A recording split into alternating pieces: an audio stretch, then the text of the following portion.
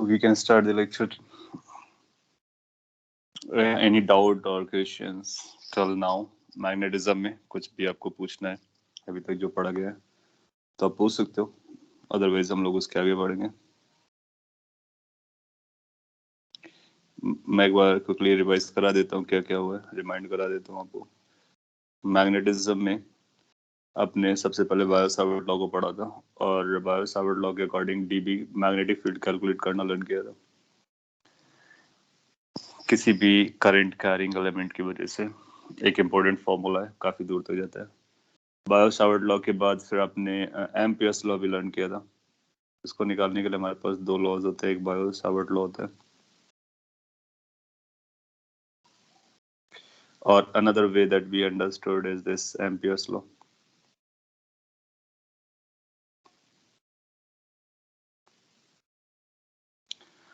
दोनों बहुत इंपॉर्टेंट है मैग्नेटिक फील्ड निकालने के लिए. एक बार मैग्नेटिक फील्ड आपने निकाल लिया तो फिर मैग्नेटिक फील्ड में किसी चार्ज की मोशन को देखा, that means force was q v cross B.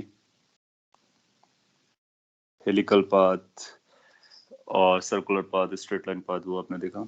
Then after आपने ये देखा कि लॉरेंज फोर्स होता है, तो इस पे क्यू ई के साथ एड अप कर देते हैं. और ये जो लॉरेंज फोर्स होता है ये फ्रेम से इंडिपेंडेंट होता है. इसके काफी खास बातें हैं, आगे भी आप कभी लर्न करोगे. सो इसमें इलेक्ट्रिक फील्ड और मैग्नेटिक फील्ड मिलकर के दोनों फोर्स लगा रहे होते हैं.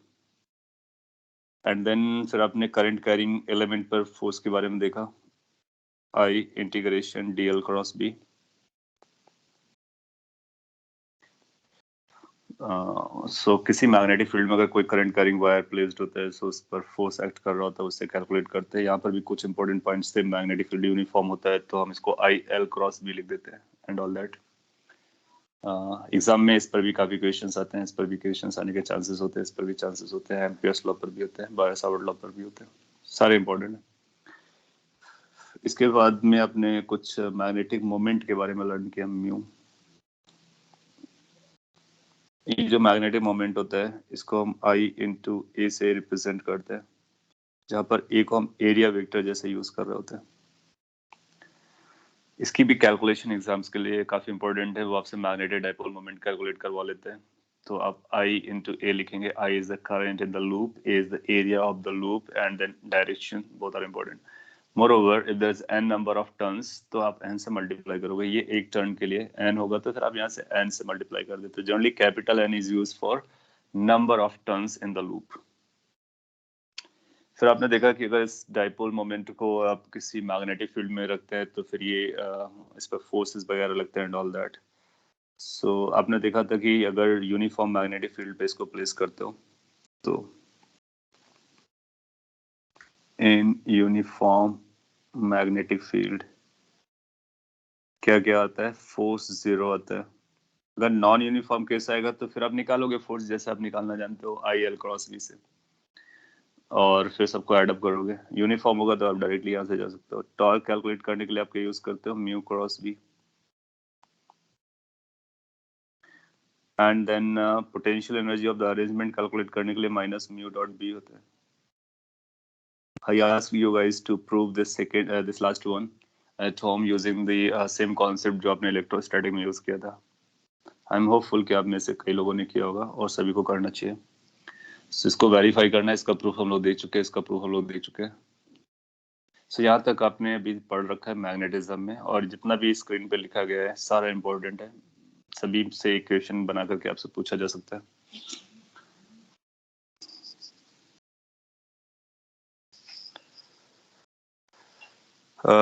We had question left in last lecture which I have given as a homework. You need to recall me which was the question. Sir, magnetic moment of spherical shell. Okay, spherical shell का magnetic moment calculate किया आप लोगों ने, क्या answer आया? If you have calculated you got answer you can share. और मैं उस होमवर्क को पहले पिक कर होमवर्क को एक्सप्लेन कर देता हूँ, उसका एक आंसर निकाल देता हूँ, फ्यूचर में आपके लिए काम आएगा. और फिर इसका आगे बढ़ते हैं.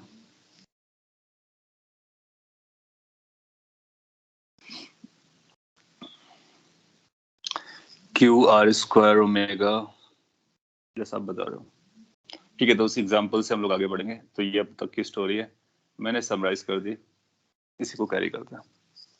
Q r square omega by 3 q omega r square by 3, okay by 3 जैसा आ रहा है सब बोल लो, ठीक है। अगर सभी का आया हो तो हम लोग स्किप कर सकते हैं, अदरवाइज मैं इसको एक्सप्लेन कर देता हूँ। एक्सप्लेन कर देता हूँ बिकॉज एग्जाम में चांसेस रहेगा कि वो डायरेक्टली आ जाए या फिर कहीं उसका डायरेक्टली यूज हो जाए, या तो डायरेक्टली एज ए क्वेश्चन आ सकता है या फिर उसका कई क्वेश्चन में यूज हो सकता है। तो अपने को पता रहेगा तो उससे फायदा रहेगा। सभी आप सभी के आंसर्स मैच कर रहे हैं, आई मीन लाइक सेम है, तो इट सीम्स लाइक कि वो करेक्ट होना चाहिए। फिर भी क्विकली कैसे सॉल्व करने का, ये इसका एक्सेस ऑफ रोटेशन है, यहाँ से ओमेगा से रोटेट कर रहे हैं। आप ये इसका इक्वेटोरियल लाइन को ले सकते हो, थीटा एंगल पे जाने का, डी थीटा का एलिमेंट लेने का, usual story are d theta के स्ट्रिप हो जाएगा। फिर उसको आप इस तरह से एक रिंग में कन्वर्ट कर लोगे।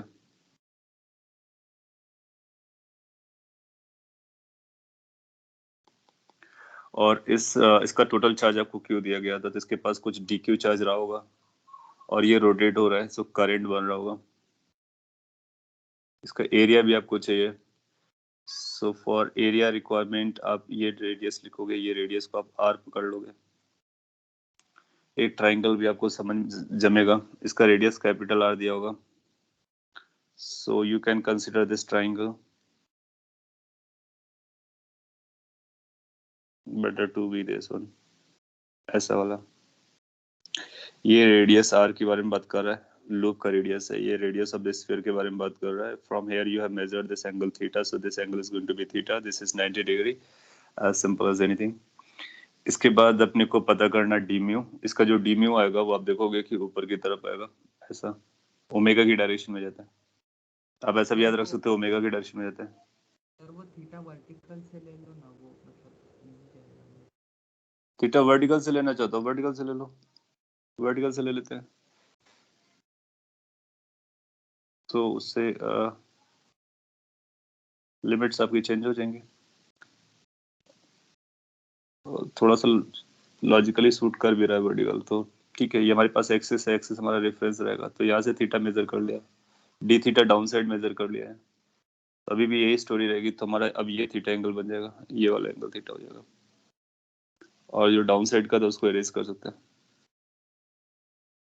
ये वेरिएबल है, आप दो में से कहीं से पोजीशन से चूज कर सकते हो। एक्सिस का रेफरेंस लेना है, वो भी जमता है, बिल्कुल जमता है।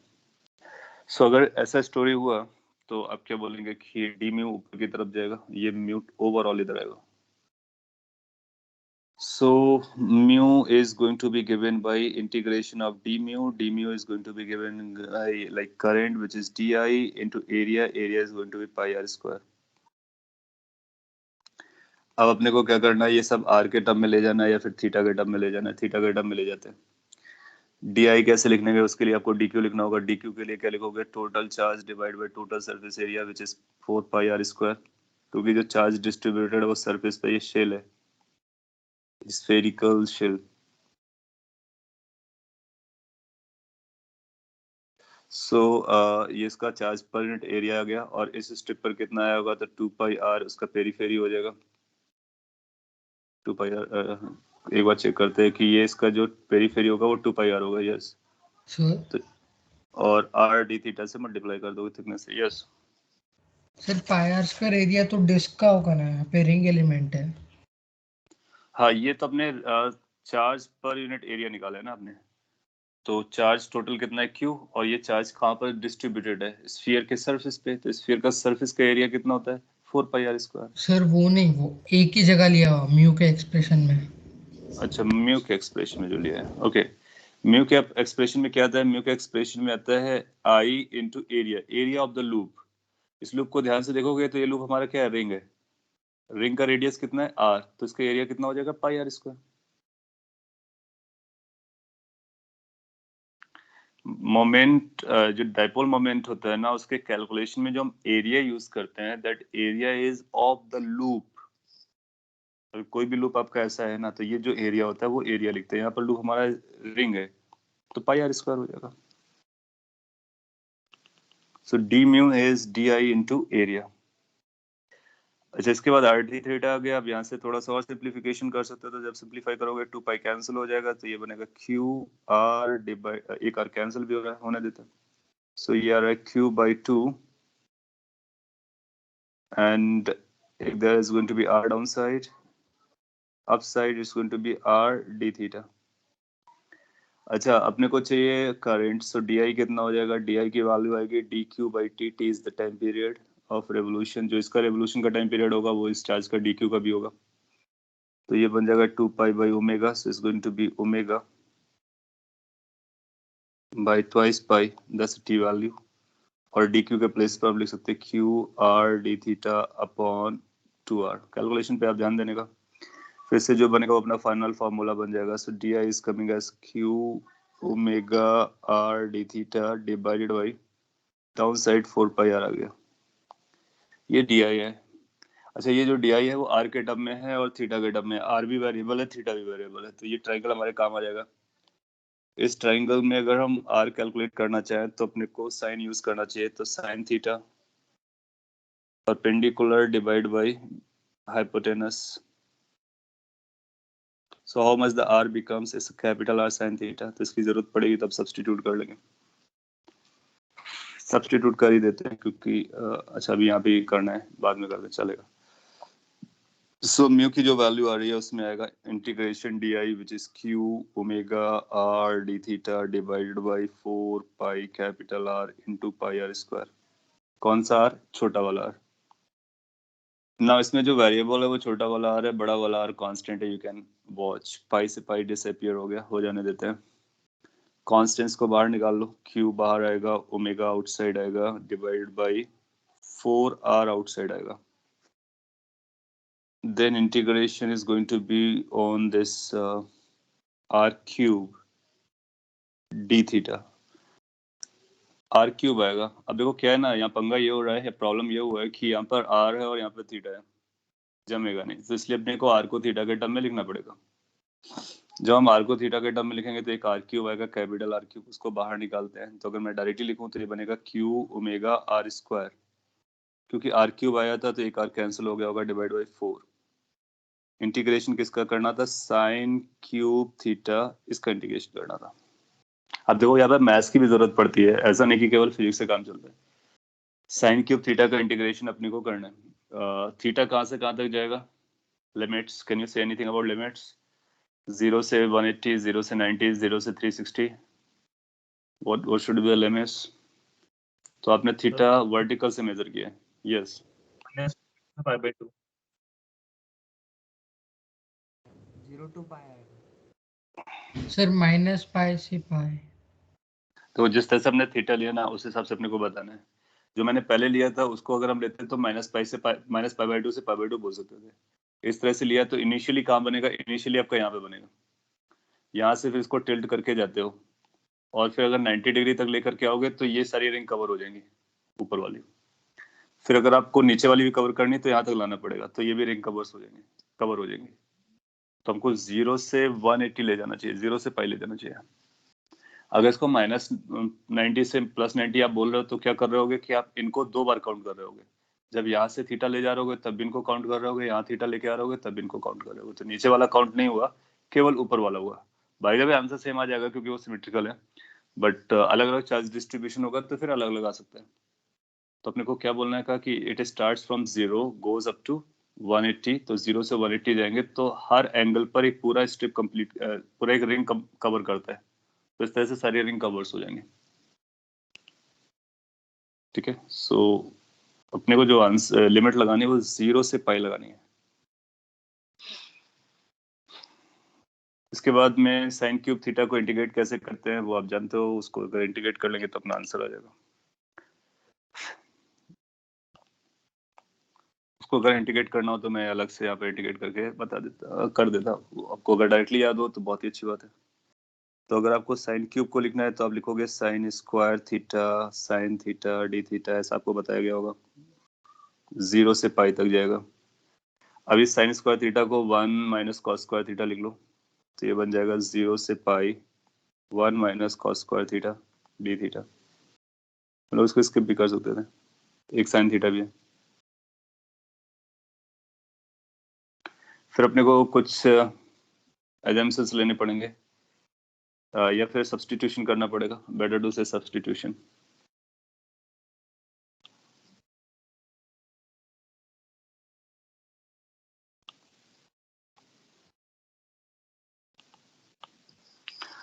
स्टैंडर्ड फॉर्म बताया था, स्टैंडर्ड फॉर्म से भी आप कर सकते हो। मैथ्स में आपने बहुत कुछ पढ़ रखा होगा। अदरवाइज आप क्या कर सकते हो, फॉर दोस एनीवे आप स्टैंडर्ड फॉर्म से कर लो, चलता है। तो आप क्या कर सकते हो, कॉस थीटा को डी थीटा, कॉस थीटा को टी पकड़ सकते हो, minus sine theta D theta की वैल्यू डी टी आ जाएगी, सब्सटीट्यूट कर लो।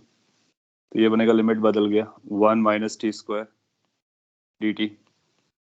कॉस थीटा का माइनस साइन थीटा आता है इसलिए माइनस आ जाएगा, तो इसका इंटीग्रेशन कर डालो। तो टी स्क्वायर का इंटीग्रेशन आएगा टी क्यूब बाई 3 और माइनस 1 का आएगा टी की वैल्यू वापस कर दो। तो ये आपको बनेगा cos cube theta by 3 minus cos theta. अब लिमिट्स लगा दो 0 से पाई। जब पाई रखोगे तो ये बनेगा -1/3 और ये बनेगा -1। फिर एक माइनस लगाने का 1/3 -1। अब आपको चेक करना है कि क्या हो रहा है। ये माइनस माइनस प्लस हो गया, प्लस होगा, प्लस प्लस 2 हो जाएगा, 2 इधर आ गया। ये माइनस हाफ 1/3 था, ये -1/3 था, ये 2/3 हो जाएगा। कैलकुलेशन आप चेक कर सकते हो। So this should be like 6, this 4/3। Short में क्या है, I mean like come space पे क्या है, बाकी आप डिटेल पे कर सकते हो। 4/3 ऐसा कुछ आ रहा है। जब ये 4/3 आएगा इसका, इसकी वैल्यू हम लोगों ने कैलकुलेट कर ली, 4/3 आता है। तो अपना आंसर आ जा रहा है Q omega R square by 4 into 4/3। So how much the mu is, आप इसको एज ए स्टैंडर्ड फॉर्मूला याद रख सकते हो, Q omega R square by 3। ये आप लोगों ने बताया था, perfect. So that's kind of formula. तो जब कभी हम ये जो स्फेरिकल शेल के बारे में बोले, क्यू चार्ज हो, यूनिफॉर्मली चार्ज हो, रोटेट कर रहा हो, तो कितना मैग्नेटिक डाइपोल मोमेंट रखेगा, वो आप डायरेक्टली यूज कर सकते हो, डायरेक्टली यूज कर सकते हो। अब वो एडवांस में कैसा क्वेश्चन बोलेगा कि ये अपने पास था, रोटेट कर रहा था, फिर क्या हुआ कि एक मैग्नेटिक फील्ड कुछ ऐसे लगा दी गई। तो बताइए कि ये इस एक्सिस के अबाउट किस टॉर्क से चलेगा, ये टॉर्क कितना लगेगा, तो बताइए। म्यू क्रॉस बी करने का, दैट्स ऑल। म्यू अपने को पता चल गया, that's mu cross B, torque पता चल जाएगा। फिर आपसे अल्फा निकला सकता है, torque is equal to I alpha से अल्फा निकाल सकते हो मोमेंट ऑफ इनर्शिया यूज करते हुए, और डीपर जा सकते हैं। तो पॉइंट इसकी, जब कभी ऐसा क्वेश्चन आएगा और अपने को म्यू क्रॉस बी करना पड़ा, तो वहां पर म्यू अपने को चाहिए। तो अपने पास दो ऑप्शन है, या तो ये याद होगा तो डायरेक्टली आप यूज करोगे, या फिर आप इतना सारा कैलकुलेशन करके पहले म्यू निकालोगे, फिर क्रॉस प्रोडक्ट करोगे, फिर आगे की स्टोरी पकड़ोगे, तो टाइम लगेगा। इसलिए काइंड ऑफ स्टैंडर्ड रिजल्ट आप याद रख सकते हो। यस सर, वो जो रिंग एलिमेंट है उसमें करंट की डायरेक्शन कैसी होगी? अगर ये पॉजिटिवली चार्ज्ड है तो पॉजिटिव चार्ज पार्टिकल इस तरह से रोटेट कर रहे होंगे। पॉजिटिव चार्ज पार्टिकल्स, ये कंडक्टर नहीं है, ये मटेरियल का बना हुआ है, नॉन कंडक्टिंग का। तो जो चार्ज पार्टिकल यहाँ पे ट्रैप्ड है, वो चार्ज पार्टिकल ऐसे घूम रहा है इस तरह से ओमेगा के हिसाब से। तो इसका मतलब charge is moving in this direction, so current is going to be in this direction. ये तब होगा जब चार्ज कैसा है, पॉजिटिव है। तो क्यों पॉजिटिव होगा तो ये डायरेक्शन आ जाएगी। ओके, कॉपी करने का, इसके बाद इसको अपने नोट्स में बना के रखने का। आगे बढ़ते हैं हम लोग। कोई और डाउट अगर आपके पास है या कुछ लेफ्ट क्वेश्चन है तो उसको हम लोग डील कर सकते हैं, वरना ये स्टोरी कवर हो गई है। अब ये इतना मैग्नेटिक इफेक्ट ऑफ करंट में इतना ही रहता है, ये पूरा मैग्नेटिक इफेक्ट ऑफ करंट का पोर्शन हो गया है। कई बार लोग इसको अलग अलग चैप्टर बोलते हैं, तो अगर एक चैप्टर बोला जाए तो ये entirely is magnetic effect of current.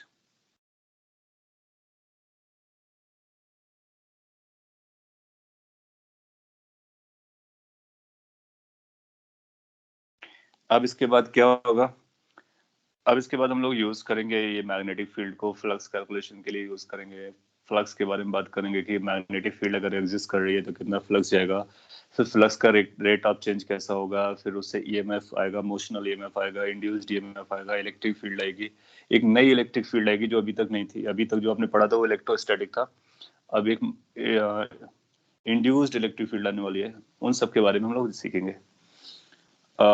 और एक और थ्योरेटिकल चैप्टर है, उसको भी लोग चैप्टर जैसा बोलते हैं, मैग्नेटिक प्रॉपर्टी ऑफ मटेरियल। कुछ बुक उसको मैग्नेटिक प्रॉपर्टी ऑफ मटेरियल नाम देते हैं और कुछ प्रॉपर्टीज ऑफ मैटर बोल देते हैं, something like that. Mostly theoretical है। हम लोग अभी उसके बारे में कुछ ब्रीफ में बात करेंगे। आपको क्या करना है, एनसीईआरटी बुक से उसको गो थ्रू करना है वंस, अब ट्वाइस भी कर सकता हूँ अगर आपको एक बार में नहीं समझता है।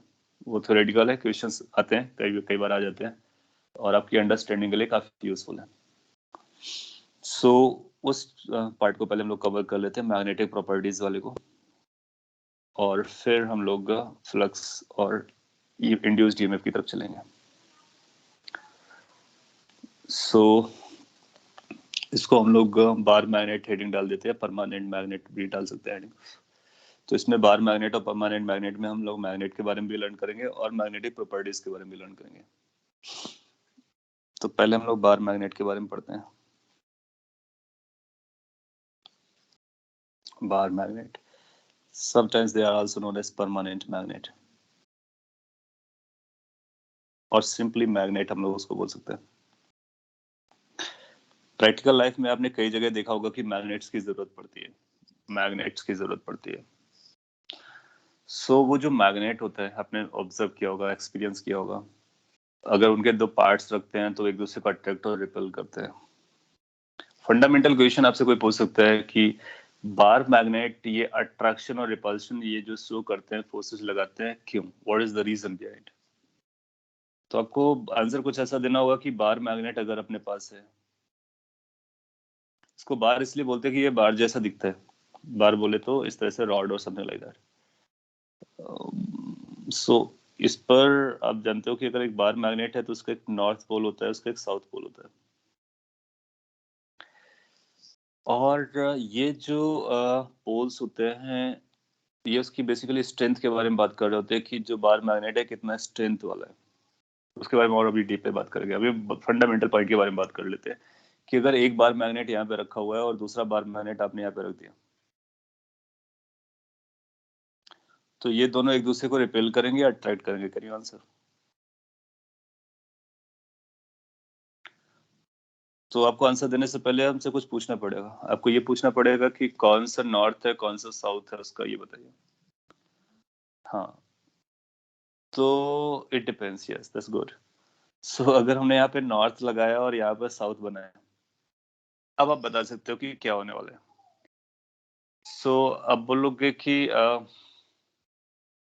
नॉर्थ और नॉर्थ पास पास है, तो इनका जो इंटरेक्शन होगा वो डोमिनेटिंग होगा।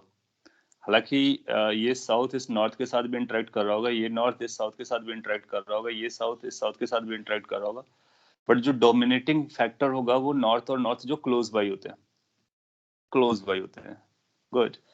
तो आप पाओगे कि इनको पास पास रखा तो ये इधर चला जाएगा और ये इधर चला जाएगा, और अगर नहीं भी जा पा रहा है, फिक्स्ड है, तो फोर्स जरूर एक्सपीरियंस करेगा, तो इसको हम बोलेंगे रिपल्सिव फोर्स लगाएगा। अभी ये सारे पॉइंट्स मैं लिखा दूंगा। हम ये समझना चाहते हैं कि why this force is coming और how this force is coming, what is the reason behind. तो जब आप इसके रीजन को सर्च करने जाते हो तो आपको कुछ ऐसा पता चलता है कि अगर ये बार मैग्नेट है ना, तो ये जो बार मैग्नेट है एक मैग्नेटिक फील्ड क्रिएट करता है, और ये जो बार मैग्नेट है ये भी एक मैग्नेटिक फील्ड क्रिएट करता है। और जब कभी दो मैग्नेटिक फील्ड या कोई भी दो फील्ड आपस में इंटरेक्ट करती है तो फोर्स लगता है। जैसे दो इलेक्ट्रिक फील्ड इंटरेक्ट करती है, चार्ज चार्ज, तो उनके बीच में फोर्स लगता है। दो करेंट्स इंटरेक्ट करते हैं तो उनके बीच में फोर्स लगता है। दो मासेस इंटरेक्ट करते हैं तो उनके बीच में फोर्स लगता है। तो जब कभी दो फील्ड्स आपस में इंटरेक्शन में आती हैं तो फोर्स लगता है। इसका मतलब है कि इस बार मैग्नेट की मैग्नेटिक फील्ड और उस बार मैग्नेटिक फील्ड इस तरह से इंटरेक्ट करती है कि उसको रिपल्शन देती है। ठीक है, ये भी समझ में आता है। अब हम और भी फंडामेंटल जानना चाहें तो ये जानना चाहें कि इस बार मैग्नेट के पास जो मैग्नेटिक फील्ड आती है ये क्यों आती है? क्योंकि अभी तक तो हम लोगों ने ये पढ़ा कि जो मैग्नेटिक फील्ड आती है उसके लिए कॉज क्या होता है, उसके लिए कॉज होता है करंट। अब यहाँ तो बार मैग्नेट के साथ कोई बैटरी तो हमने लगा ही नहीं है, कोई करंट तो रन नहीं कर रहा है, So why this bar magnet carries magnetic field, or from where this magnetic field is coming? So जब आप इसके डिटेल पे जाओगे, डीप पे जाओगे, तो आपको पता चलेगा कि ये जो मैग्नेटिक फील्ड आ रहा है ना, ये करंट की वजह से आ रहा है, और इस बार मैग्नेट के पास करंट चल रही है। इस करंट को देने के लिए हमको बैटरी की जरूरत नहीं पड़ रही है, ये सेल्फ सस्टेन्ड करेंट्स हैं, और उसकी वजह से डाइपोल्स बन रहे हैं। डाइपोल्स की वजह से एक इफेक्टिव डाइपोल मोमेंट आ रहा है, और उस इफेक्टिव डाइपोल मोमेंट की वजह से ये मैग्नेटिक फील्ड आ रही है। मैं आपको ब्रीफ में इसका एलेबोरेशन करता। आप देखोगे कि सभी बार, अगर आपने वुड का लिया, लेट से प्लास्टिक का लिया, या फिर किसी और का बार लिया, सभी बार ऐसे नहीं होते हैं कि वो अट्रैक्ट करना स्टार्ट करे मैग्नेटिक फील्ड लेकर के आए। कुछ पर्टिकुलर मटेरियल्स ही होते हैं, तो उन पर्टिकुलर मटेरियल्स की कुछ अपनी प्रॉपर्टीज है। उन प्रॉपर्टीज की वजह से वो जो एटॉमिक स्ट्रक्चर है, या फिर इसके ये जो एटम का कलेक्शन है ना, उसको ये डिफरेंटली हार्नेस करता है, उसको डिफरेंटली यूटिलाइज करता है। किसी भी मटेरियल के इनसाइड में अगर आप जाओगे, वॉच करोगे, किसी भी मटेरियल या सब्सटेंस के इनसाइड में जाओगे, तो आपको पता चलेगा कि उसके इनसाइड में क्या होता है। एटम्स होते हैं, मॉलिक्यूल्स होते हैं, उनका अरेंजमेंट होता है एंड ऑल दैट, वो सारी story, proton, neutron and all that. So अगर हम किसी एक एटम को पकड़ते हैं या फिर एक मॉलिक्यूल्स को पकड़ते हैं, तो उसमें एटम में आप देखोगे कि न्यूक्लियस होता है। न्यूक्लियस में न्यूट्रॉन और प्रोटॉन स्टेशनरी पाए जाते हैं, लेकिन इसके सराउंडिंग्स में इलेक्ट्रॉन्स ऑर्बिट कर रहे होते हैं, ऑर्बिटिंग इलेक्ट्रॉन्स होते हैं। अब अगर आप इन इलेक्ट्रॉन ऑर्बिटिंग को ध्यान से ऑब्जर्व करो, तो अगर इलेक्ट्रॉन आपका इधर से जा रहा है, इसका मतलब electron is moving. Whenever there is an electron is moving on a circle, that means there is a current in that circle. Basically, there is a current running on this. So, जो orbit of electrons हैं, they are current carrying loop. और current की जो direction है कि वो electron के direction के वेलोसिटी के डायरेक्शन के अपोजिट आती है, दैट्स व्हाट वी नो। और अगर इस पे इलेक्ट्रॉन इस तरफ से जा रहे हैं, तो यहाँ पर करंट चल रही होगी। फिर आप जानते हो कि जो इलेक्ट्रॉन्स होते हैं उनकी पॉपुलेशन कैसी होती है। जैसे के शेल होता है तो उस पर 2 इलेक्ट्रॉन्स होते हैं, फिर एल शेल, एम शेल, वो बहुत सारी स्टोरीज केमिस्ट्री से आप जानते हो। But can you relate it like कि हर orbit is, every orbit is like a current carrying loop? अगर हर एक ऑर्बिट एक करंट कैरिंग लूप है, तो कैन वी से कि करंट कैरिंग लूप अगर हुआ तो इसका डाइपोल मोमेंट रहा होगा म्यू। तो 1 की वजह से आएगा, 2 की वजह से आएगा, जितने भी ऑर्बिट्स होंगे सबकी वजह से ऐड अप होगा। क्यों? क्योंकि इलेक्ट्रॉन सेम डायरेक्शन में रिवॉल्व करते हैं। इसका मतलब इनके पास इफेक्टिव डाइपोल मोमेंट आ जाएगा एक मॉलिक्यूल के पास, या फिर एक एटम के पास हम बोलेंगे। तो एक एटम के पास एक डाइपोल मोमेंट आता है। आपने देखा कि जो डाइपोल मोमेंट होता है ना, वो बेसिकली मैग्नेटिक फील्ड क्रिएट करता है, या फिर ऐसा बोलो कि मैग्नेटिक फील्ड से इंटरेक्ट करता है। तो एक मॉलिक्यूल या एक एटम के पास अपने पास डाइपोल मोमेंट आया। अगर हम कोई सैंपल ऑफ एटम लेते हैं, इसको हम लोग और भी डिटेल में डील करेंगे। लेट्स से ये सैंपल लिया, तो इस डाइपोल मोमेंट को हम लोग वेक्टर से डिनोट कर सकते हैं। तो लेट्स एक ये वेक्टर हुआ, एक ये वेक्टर हुआ, एक ये वेक्टर हुआ, एक ये वेक्टर हुआ, एक ये वेक्टर हुआ, एक ये वेक्टर हुआ, एक ये वेक्टर हुआ। कितने एटम्स होंगे या कितने मॉलिक्यूल्स होंगे? तो आप देखोगे इन मॉलिक्यूल्स की पॉपुलेशन बहुत ज्यादा होती है। छोटे से सैंपल में भी आप अगर 1 मोल भी लेते हो ना, तो Avogadro number is 2 large, right? So ये बहुत सारे डाइपोल मोमेंट्स होते हैं। इसको आप रिलेट कर सकते हो पोलराइजेशन वाला जो कॉन्सेप्ट हम लोगों ने पढ़ा था। इलेक्ट्रिक डाइपोल्स जो थे वो आपस में अलाइन करते थे मैग्नेटिक फील्ड लगाने से। एग्जैक्टली सेम स्टोरी है। तो पॉइंट इसे कुछ मटेरियल्स ऐसे होते हैं जिनमें ये जो डाइपोल मोमेंट्स होते हैं ना, वो एक ही डायरेक्शन में ओरिएंट करना पसंद करते हैं। सो अगर ये एक ही डायरेक्शन में ओरिएंट करना पसंद कर गया है, उनकी प्रोबेबिलिटी एक डायरेक्शन में ओरिएंटेशन की ज्यादा होती है। और कुछ ऐसे मटेरियल्स होते हैं जिनमें ये टोटली रैंडम होता है। तो अगर टोटली रैंडम होगा तो इफेक्टिव म्यू कितना हो जाएगा? वेक्टर सम सभी का 0 हो जाता है। तो जो मटेरियल मैग्नेटिक प्रॉपर्टी शो नहीं करते हैं, इसका मतलब उनके पास मैग्नेटिक मोमेंट तो था, लेकिन इफेक्टिव वैल्यू 0 होगी। बार मैग्नेट एक ऐसे सब्सटेंसेस होते हैं जिसका म्यू नेट 0 नहीं होता है।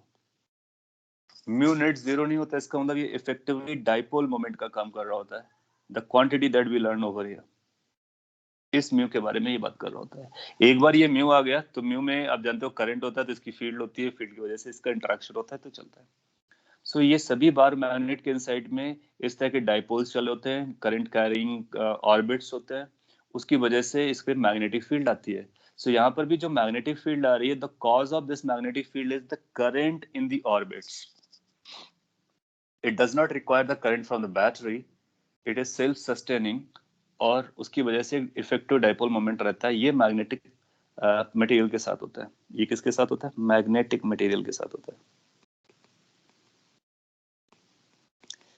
आगे चल करके हम लोग भी मैग्नेटिक मटेरियल के बारे में और भी स्टडी करेंगे, तो हम लोग समझेंगे कि कितना ये म्यू आता है और फील्ड के साथ कैसे बिहेव करता है, और भी क्या स्टोरीज होती है उनके बारे में बात करेंगे।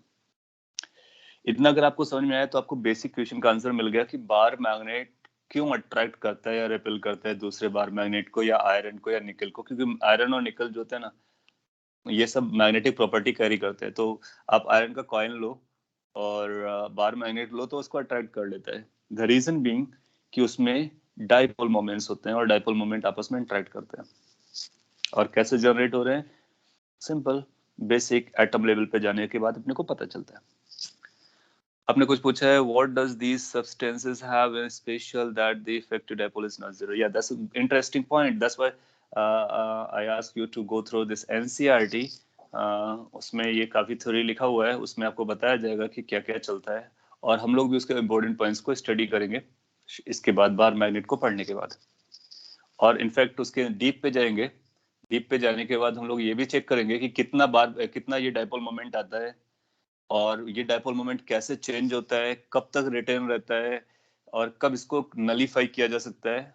एनीथिंग अबाउट दिस हम लोग बात करेंगे। ऐसी भी सिचुएशन है कि इसकी मैग्नेटिक फील्ड जो आती है बार मैग्नेट की, उसको नलीफाई भी किया जा सकता है। So there are situations, we can create those situations. और भी इंटरेस्टिंग पॉइंट आपको मिलेगा। आपने अर्थ के बारे में पढ़ा होगा, अर्थ एक जियो मैग्नेटिज्म होता है, अर्थ का मैग्नेटिक फील्ड होता है। उसकी मैग्नेटिक फील्ड कैसे आती है, सेम लॉजिक वहां पर भी जाएगा। आपको पता है अर्थ रोटेट करती है, तो उसके इनसाइड में कुछ आयंस होते हैं, वो आयंस भी रोटेट करते हैं, तो आयंस सर्कल पे चल रहे हैं, चार्ज सर्कल पे चल रहा है, करंट सर्कल पे चल रहा है। तो whenever the current moves in a loop, it's dipole moment. So dipole moment जो है वो बहुत इंपॉर्टेंट रोल प्ले करता है बहुत सारी चीजों को एक्सप्लेन करने के लिए। Okay, let's come to this bar magnet और इसके कुछ डिटेल्स समझते हैं। फिर इसके बाद ये जो इनसाइड वाली स्टोरी है उसको और भी पढ़ेंगे। उससे पहले मैं एक्सपेक्ट करता हूँ कि आप एनसीईआरटी या एससी वर्मा से आप उस चैप्टर को जरूर पढ़ लीजिए, मैग्नेटिक प्रॉपर्टी वाला चैप्टर। आपने लिखा doesn't current require a cross section, doesn't current require a current को चलने के लिए एक पाथ चाहिए, क्लोज पाथ चाहिए, दैट्स ऑल। सो ये इसके पास ऑर्बिट है, उस ऑर्बिट पे इलेक्ट्रॉन चल रहा है, इलेक्ट्रॉन चल रहा है, इसके बाद उस पर करंट चल रहा है। Current is nothing but movement of charge. Electron is nothing but a charge. So whenever the charge is moving, there is a current. Now ये जो proton है ये भी charge है. That's not moving. That's not creating any current. So that's not creating any magnetic field. So who is responsible for the magnetic field? Neither proton nor neutron. It's the electron who is responsible. And you know कि electrons are not at rest. They are moving. They are moving continuously on the orbit. That means they are having magnetic field. आपने chemistry में पढ़ा होगा quantum numbers के बारे में। Quantum numbers में एक क्वांटम नंबर्स कुछ मैग्नेटिक नंबर करके रहा होगा, तो बेसिकली इसी बारे में बात करता है जो हम लोग अभी बात कर रहे हैं। तो ये सारे कॉन्सेप्ट्स आपस में लिंक होते हैं, फिर वहां पर निकलेगा आगे चल करके। आप देखोगे कि जो इलेक्ट्रॉन के पास जो मैग्नेटिक क्वांटम नंबर होता है वो बेसिकली उसके मैग्नेटिक प्रॉपर्टी के बारे में बात कर रहा होता है। एनीवे, बार मैग्नेट को थोड़ा सा और आगे बढ़ाते हैं। लेट्स से ये जो बार मैग्नेट है और इसका ये नॉर्थ पोल है, ये साउथ पोल है, तो इसकी जो मैग्नेटिक फील्ड लाइंस होती है वो कैसी दिखती है उसको हम लोग ड्रॉ करेंगे। नाउ ये जो मैग्नेटिक फील्ड लाइंस है हम लोग डायरेक्टली ड्रॉ कर रहे हैं, we are not calculating them. कुछ कैलकुलेशन कर लेंगे अगर आप चाहोगे, और हम लोग करेंगे भी क्योंकि वो पार्ट ऑफ द सिलेबस भी है। इससे पहले हम लोगों ने ये भी समझ लिया कि मैग्नेटिक फील्ड लाइंस क्यों आ रही हैं, because there is a dipoles inside. तो उसकी वजह से जो मैग्नेटिक फील्ड्स आ रही हैं वो कैसे दिखती हैं वो हम लोग यहाँ पर ड्रॉ करते हैं। So magnetic field lines will appear like this. North से इस तरह से जाती हुई नजर आएगी, साउथ से इस तरह से आती हुई नजर आएगी, और आपको पता है ये क्लोज लूप बनाते हैं तो क्लोज लूप पे रहेंगे तो इनफाइनाइट पे जाकर के मिल जाएंगे।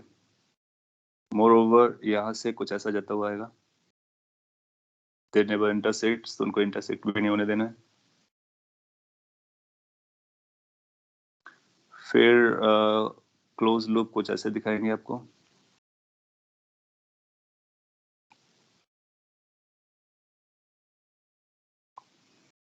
क्लोज लूप कुछ इस तरह से भी दिखेंगे आपको।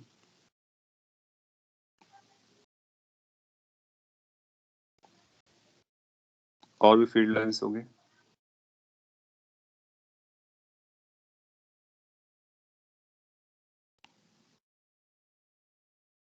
तो इस तरह से फील्ड लाइंस दिखती है अपने को, और ये सभी जो कनेक्ट नहीं की गई है वो बेसिकली कनेक्टेड है। ये कहीं दूर से जाकर के इससे कनेक्ट हो रही होगी, ये दूर से जाकर किसी और से कनेक्ट हो रही होगी, ये दूर से जाकर किसी से कनेक्ट हो रही होगी। So they are all in the close loop because as per the properties magnetic field lines has to be in the close loop, you know those. दिखाने के लिए हम इतना दिखा देते हैं। मोर ओवर ये आउटसाइड का है, इनसाइड में क्या होता है, इनसाइड में साउथ पोल से नॉर्थ पोल की तरफ जा रहे होते हैं सो दैट कि क्लोज बना सके, को क्लोज क्रिएट होनी होती हैं। सो जो बार मैग्नेट की मैग्नेटिक फील्ड लाइंस होती हैं दे आर लाइक दिस। उसमें आपसे क्वेश्चन पूछ लेता है क्या मैग्नेटिक फील्ड इनसाइड भी होती है आउटसाइड भी होती है। आप बोलोगे यस, इनसाइड भी होते हैं आउटसाइड भी होते हैं। तो आपसे पूछेगा कि इनसाइड कहाँ से कहाँ जा रहे होते हैं, देन यू से कि फ्रॉम साउथ से नॉर्थ जा रहे होते हैं। आउटसाइड कहाँ से कहाँ जा रहे होते हैं, ऐसा अपीयर करता है कि नॉर्थ से निकल करके साउथ में जा रहे हैं, बट वो निकलते नहीं है, वो बेसिकली क्लोज लूप पे रहते हैं। सो this is magnetic field lines of bar magnet. Note कर लीजिए, magnetic field lines of bar magnet. ये इसलिए इंपॉर्टेंट है क्योंकि ये अपने को ये बता रहा है कि बार मैग्नेट की मैग्नेटिक फील्ड कैसे दिखती हैं, क्योंकि हम लोग कैलकुलेट नहीं कर रहे हैं, मैथमेटिकली फॉर्मूला भी नहीं बनाया है। So how they appear like this is what it is.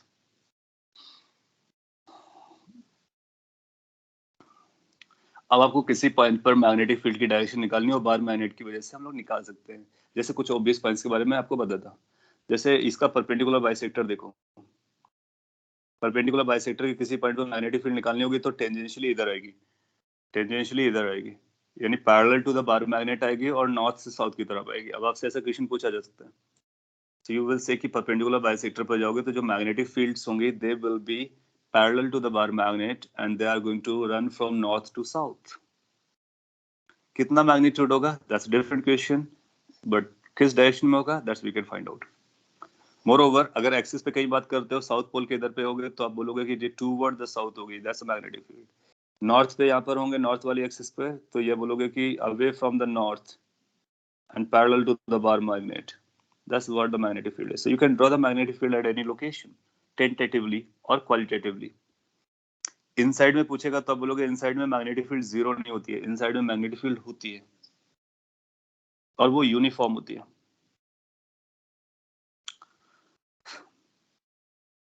अब हमको अगर बार मैग्नेट पढ़ना होता है तो इसको बार मैग्नेट को हम लोग करंट कैरिंग लूप से रिलेट करने की कोशिश करते हैं। कैसे करते हैं हम लोग अभी स्टडी करेंगे, इसको ड्रॉ कर लीजिए। आपने कुछ लिखा है, मैं एक बार पढ़ लेता हूँ। If magnetic field lines are closed loop, what about line passing through middle of the magnet? Middle of the magnet, you mean inside the magnet? If you mean inside the magnet, so they are making a closed loop like this is going from inside to outside. Now So inside that को और outside को हम straight लोग line. अलग, कौन सी straight line, ये वाली? Axis वाली. हाँ ये जाती है ना, ये इनफाइनाइट में मिलती है जाकर के, क्योंकि ये कहाँ जा रहा है आप देखो कैसा है, ये कहाँ से आ रही इनफाइनाइट से, ये जा कहाँ रही इनफाइनाइट में, इनफाइनाइट कहीं ना कहीं होगा, एक ही लोकेशन से आ रही, एक ही लोकेशन में जा रही, इसका मतलब क्या हुआ है, कनेक्टेड टुगेदर। और ये जो मैंने ब्लैक कलर की डॉटेड बनाई है वो सपोर्टिंग लाइन है, that's not a magnetic field line.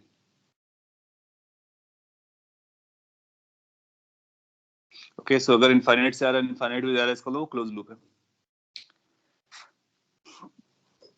Now इसको अगर बार मैग्नेट के बारे में और भी डिटेल में जानना है अपने को, तो अपने को एक मॉडल बनाना पड़ेगा हाइपोथेटिकल, क्योंकि इलेक्ट्रोस्टैटिक्स जो आपने पढ़ा है और जो मैग्नेटिज्म पढ़ा है दोनों में काफी कुछ सिमिलरिटी जाती है। Conceptually they are similar, formula wise they are little different, कुछ नोटेशंस का डिफरेंस है, कुछ उसके फॉर्मूलाज डिफर करते हैं देखने में, बट एक्चुअल कॉन्सेप्ट वही जा रहा है, क्योंकि वहाँ पे इलेक्ट्रिक फील्ड होती है चार्ज की वजह से, या मैग्नेटिक फील्ड होती है करंट की वजह से, और सिमिलर फोर्सेस लग रहे होते हैं, सिमिलर डाइपोल्स हो रहे होते हैं, सिमिलर स्टोरी हो रही होती है। तो हम दोनों को लिंक करने की कोशिश करते हैं। तो लिंक कैसे कर सकते हैं उसके लिए मैं आपको बता दें, अब जनरलाइज वे पे बताता हूँ। एक बार हम लोगों ने पहले भी बात की थी और आगे भी बात करते रहेंगे। इसको हम लोग इलेक्ट्रोस्टैटिक्स से कॉपी करते हैं। इलेक्ट्रोस्टैटिक्स में हम लोगों ने ऐसा पढ़ा था कि अपने पास अगर एक चार्ज है Q, तो ये हमारे लिए कॉज है इलेक्ट्रिक फील्ड के लिए, लेकिन यहाँ पर जो कॉज आ रहा है वो करंट आता था मैग्नेटिज्म में। हम करंट को नहीं यूज करना चाहेंगे, करंट से इसको लिंक करना चाहेंगे। तो जिस तरह से ये इलेक्ट्रिक चार्ज हम लोग डिफाइन करते हैं, क्यू को क्या बोलते हैं? Electric charge. चार्ज जनरली बोल देते हैं, चार्ज का मतलब इलेक्ट्रिक चार्ज होता है। जैसा अगर चार्ज इलेक्ट्रिक चार्ज आपका हो रहा है इलेक्ट्रोस्टैटिक में, सिमिलरली एक चार्ज यहाँ पर भी हो रहा होगा जिसको हम बोलेंगे magnetic charge. What I am doing, let me tell you. एक हाइपोथेटिकल मॉडल है जो बनाया जा सकता है, जिसमें इलेक्ट्रोस्टैटिक्स और मैग्नेटिज्म के जो कॉन्सेप्ट्स हैं वो उनका जो बेस है या फिर उनका जो कोर कॉन्सेप्ट्स हैं वो सिमिलर टाइप के जाते हैं। कोर आइडिया है बेसिकली वो सिमिलर होता है। तो उस आइडिया की सिमिलरिटी को यूज करते हुए हम सिमिलर टाइप के फॉर्मुलेशन भी कर सकते हैं। और सिमिलर टाइप के फॉर्मुलेशन करने के लिए हम एक क्वांटिटी डिफाइन करते हैं जिसको एम, स्मॉल एम से डिनोट करेंगे, और ये स्मॉल एम मैग्नेटिक चार्ज को इंडिकेट कर रहा होगा। ऐसा क्यों कर रहे हैं? क्योंकि मैग्नेटिज्म में जो मैग्नेटिक फील्ड आती है वो करंट की वजह से आती है। मैग्नेटिक फील्ड में कोई चार्ज जैसा कॉन्सेप्ट नहीं है, बट अगर हम उसको इलेक्ट्रोस्टैटिक जैसा बनाना चाहें तो एक चार्ज जैसा कॉन्सेप्ट इंट्रोड्यूस कर सकते हैं। उसके हिसाब से एक थ्योरी बना सकते हैं, फॉर्मूला बना सकते हैं। फिर जो करंट के हिसाब से हमने फॉर्मूला बनाया है दोनों को मैच करा सकते हैं। जैसे ही दोनों को मैच कराया तो वहां से अपने को इसके बारे में इंफॉर्मेशन मिल जाएगी। तो फिर ये जो मॉडल जो पैरेलल चलने वाला है उसको भी हम यूज कर सकते हैं और करंट को भी यूज कर सकते हैं। ऐसा कुछ अपना आइडिया है। तो एक चार्ज को हम लोग मैग्नेटिक चार्ज से बुलाने वाले हैं। यस सर, बट लाइक ये मालूम है मुझे कि हाइपोथेटिकल मॉडल है, लेकिन हम मैग्नेटिक चार्ज डिफाइन कैसे करेंगे? हाँ, अब ये क्वेश्चन आता है इसको डिफाइन कैसे करेंगे। तो अभी सिंस हम लोग स्टार्ट कर रहे हैं so we have no idea, we are just starting. Like अगर ऐसा कुछ होगा तो इलेक्ट्रोस्टैटिक के जिस तरह से रूल्स चलते हैं उसी तरह से मैग्नेटिज्म में भी रूल चलाएंगे, और फिर कहीं ना कहीं इसको ले जाकर के हम करंट से लिंक कर देंगे जाकर के। अगर हम इसको करंट से लिंक कर पाते हैं तो वहां से अपने को एम की डेफिनेशन पता चल जाएगी। सो एम को कैसे डिफाइन करना है वी विल सी शॉर्टली। और अभी हम मान के चलते कि अगर यहाँ पर एम एग्जिस्ट कर रहा होता तो फिर क्या होता। तो फिर जैसे रूल यहाँ पे चल रहे हैं तो वैसे रूल चलते हैं। जैसे कि अगर एक चार्ज की वजह से हम इलेक्ट्रिक फील्ड डिफाइन करते हैं किसी आर डिस्टेंस पे, ये क्या लिखते हैं इलेक्ट्रिक फील्ड को? K the constant which is running like 1/4πε0। और अब चार्ज को लिखते हो आर स्क्वायर लिखते हो, और इसको फील्ड की डायरेक्शन को बताते हो। अगर चार्ज पॉजिटिव है तो रेडियली अवे, चार्ज नेगेटिव है तो रेडियली इनवर्ड। दैट मीन्स इसको हम लिख सकते हैं as a vector r cap. That's how we write. No, अगर ये मॉडल हमारा जो हाइपोथेटिकल है अगर ये आगे चल करके सही बैठता है तो इसकी वजह से भी हम मैग्नेटिक फील्ड निकाल सकते हैं। तो अगर एक पॉइंट मैग्नेटिक चार्ज हमारे पास एग्जिस्ट करे, अगर करे, तो आर डिस्टेंस पर हम मैग्नेटिक फील्ड को डिफाइन कर सकते हैं इस तरह से, वेरी सेम लॉजिक से। बी बी का मैग्नीट्यूड कितना आएगा? तो ये जो कांस्टेंट आया है ये परमिटिविटी की वजह से आता है, और मैग्नेटिक फील्ड में जो कांस्टेंट कांस्टेंट आता है वो परमिएबिलिटी की वजह से आता है। तो जो कांस्टेंट आएगा वो कांस्टेंट लिखेंगे। इसका कांस्टेंट होता है μ0/4π। तो कांस्टेंट्स दोनों के अलग अलग है, बट जब इसका कांस्टेंट आएगा तो इसका कांस्टेंट आएगा।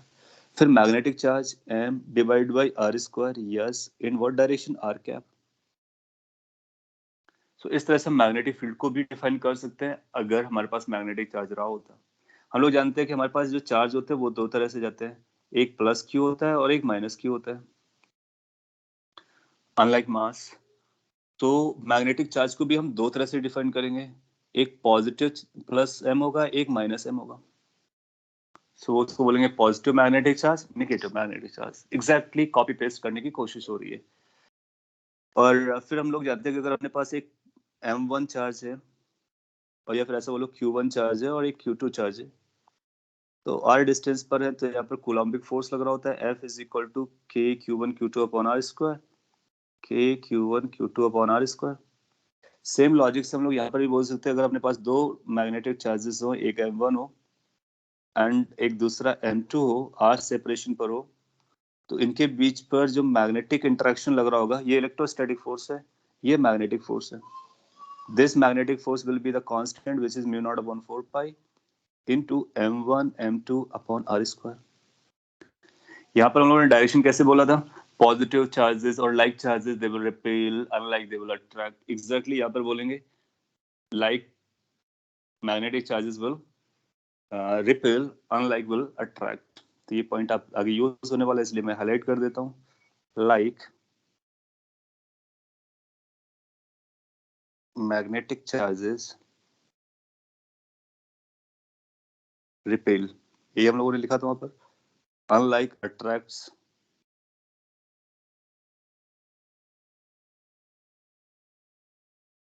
सो अगर एक प्लस एम है और एक माइनस एम है तो वो अट्रैक्ट करेगा, लेकिन अगर एक प्लस एम है दूसरा प्लस एम है तो वो रिपेल करेगा. Just like point charges electrostatic में उन्होंने वॉच किया. नो, अगर आप इस मॉडल के आगे से बढ़ते हो तो जिस तरह से हमने इलेक्ट्रोस्टैटिक में जितने भी फॉर्मुलेशन किए थे सारे हम लोग मैग्नेटिज्म में कर सकते हैं. एग्जैक्टली कॉपी पेस्ट कर सकते हैं. जैसे कि आपने यहाँ पर एक डाइपोल डिफाइन किया था लेटर ऑन चल करके.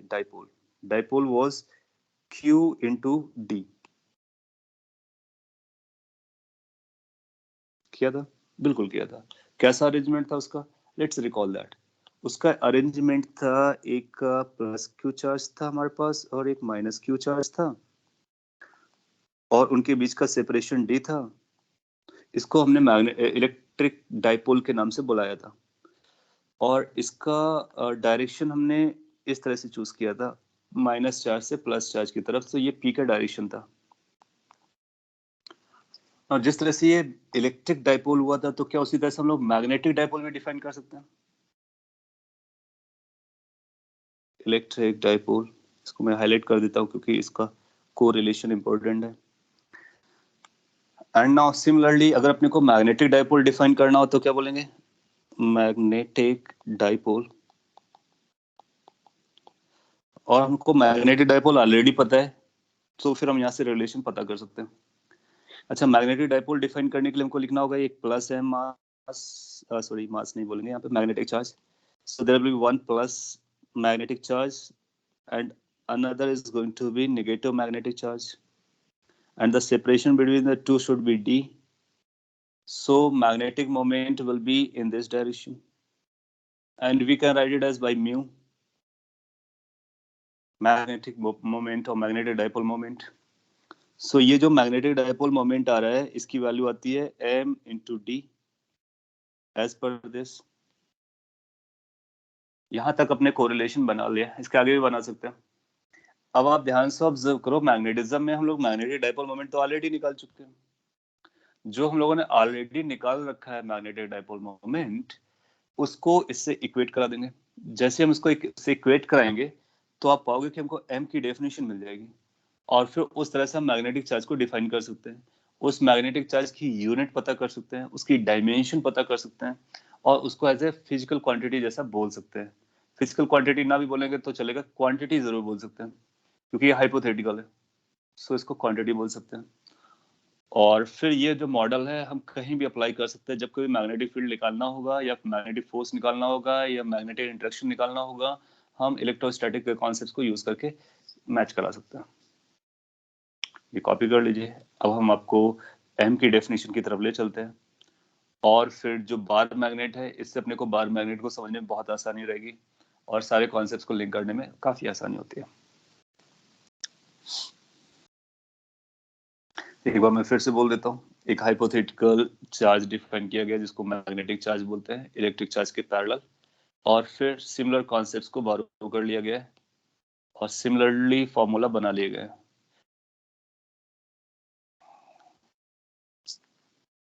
नाउ अब इस मैग्नेटिक डाइपोल मोमेंट के बारे में मिला, इसको मर्ज करते हैं दोनों तरफ से.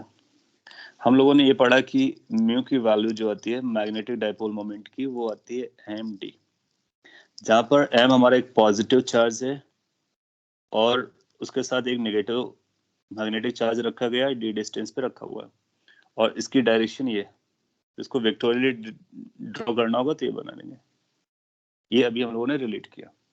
We already know, what we already know is this, कि अगर अपने पास एक करंट कैरिंग लूप है, let's say this is the current carrying loop, और इस करंट कैरिंग लूप में लेट्स से कि ये जो है उसका इनसाइड वाला पार्ट है, अंदर वाला पार्ट है, और लेट्स से कि इस तरह से करंट आई जा रहा है, ये करंट आई जा रहा है. सो अगर ये करंट कैरिंग लूप है तो हम जानते हैं कि this is also a magnetic dipole moment, और इसका जो मैग्नेटिक डाइपोल आता है that magnetic dipole is in the direction of this, you know that right hand rule. Dotted वाला इनसाइड है और ये डार्क वाला अपसाइड है, तो इधर जाएगा, ये भी म्यू होता है। और अगर ये दोनों एक ही कॉन्सेप्ट को रिप्रेजेंट कर रहे हैं तो दोनों एक दूसरे के बराबर भी होनी चाहिए, isn't it? नाउ यहाँ पर जो म्यू आता है that mu is equal to I into area. I am writing area, अगर ये सर्कुलर भी नहीं है तब भी चलेगा क्योंकि एरिया सभी को रिप्रेजेंट करेगा। सो किसी न किसी लूप से हम इसको रिप्रेजेंट कर सकते हैं।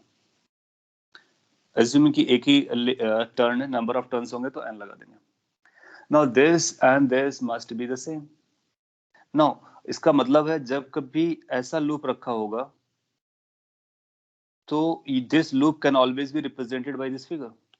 दैट मीन्स हम ऐसा बोल सकते हैं कि यहाँ पर प्लस m रखा हुआ है और यहाँ पर माइनस m रखा हुआ है और लूप को हटा सकते हैं क्योंकि loop is just like this dipole, so the figures can also be replaced. Directions बराबर आ रहे हैं, यानी डायरेक्शन किधर होगी, इसका जो राइट हैंड रूल से आएगा इसका माइनस से प्लस की तरफ आएगा वो सेम रहता है, तो डायरेक्शन को मैच करा सकते हैं। Now come to the magnitude. तो अगर हम दोनों को यूज करते हैं तो इससे हमको क्या कंक्लूजन मिलेगा? क्या हमको ऐसा कुछ कंक्लूजन मिलेगा कि एम डी की जो वैल्यू होनी चाहिए थी वो आई इंटू ए के बराबर होनी चाहिए। इसका मतलब मैग्नेटिक चार्ज का जो डेफिनेशन जा रहा है वो कुछ ऐसा जा रहा है, I into A divide by d. तो इन केस अगर आपको फॉर्मूला कभी यूज करना पड़े मैग्नेटिक डाइपोल ये मैग्नेटिक चार्ज के बारे में तो आप इसको यूज कर सकते हो। कई सारे एग्जाम्स में ऐसा उसने पूछ लिया कि मैग्नेटिक चार्ज का यूनिट बताइए, तो क्या हम यहाँ से यूनिट बता सकते हैं? What should be the unit of magnetic charge?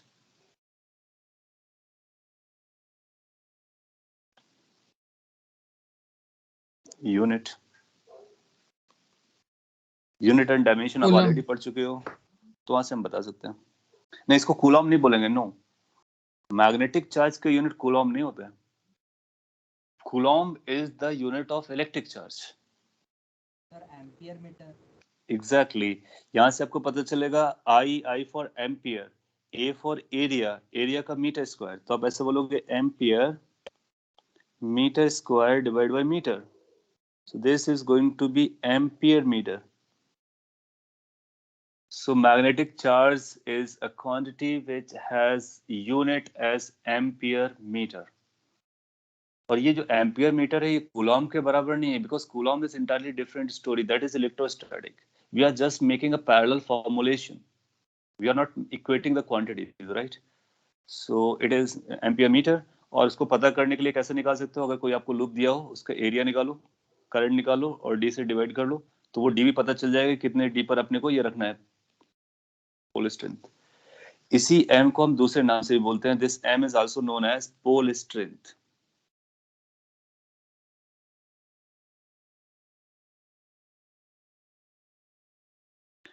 Pole strength का मतलब आपको समझ में आ गया होगा। पोल स्ट्रेंथ का मतलब हुआ जो नॉर्थ पोल और साउथ पोल होता है ना, उनकी स्ट्रेंथ ये एम मेजर करता है। दैट मीन्स ये टोटली हाइपोथेटिकल नहीं है, ये काम का भी है।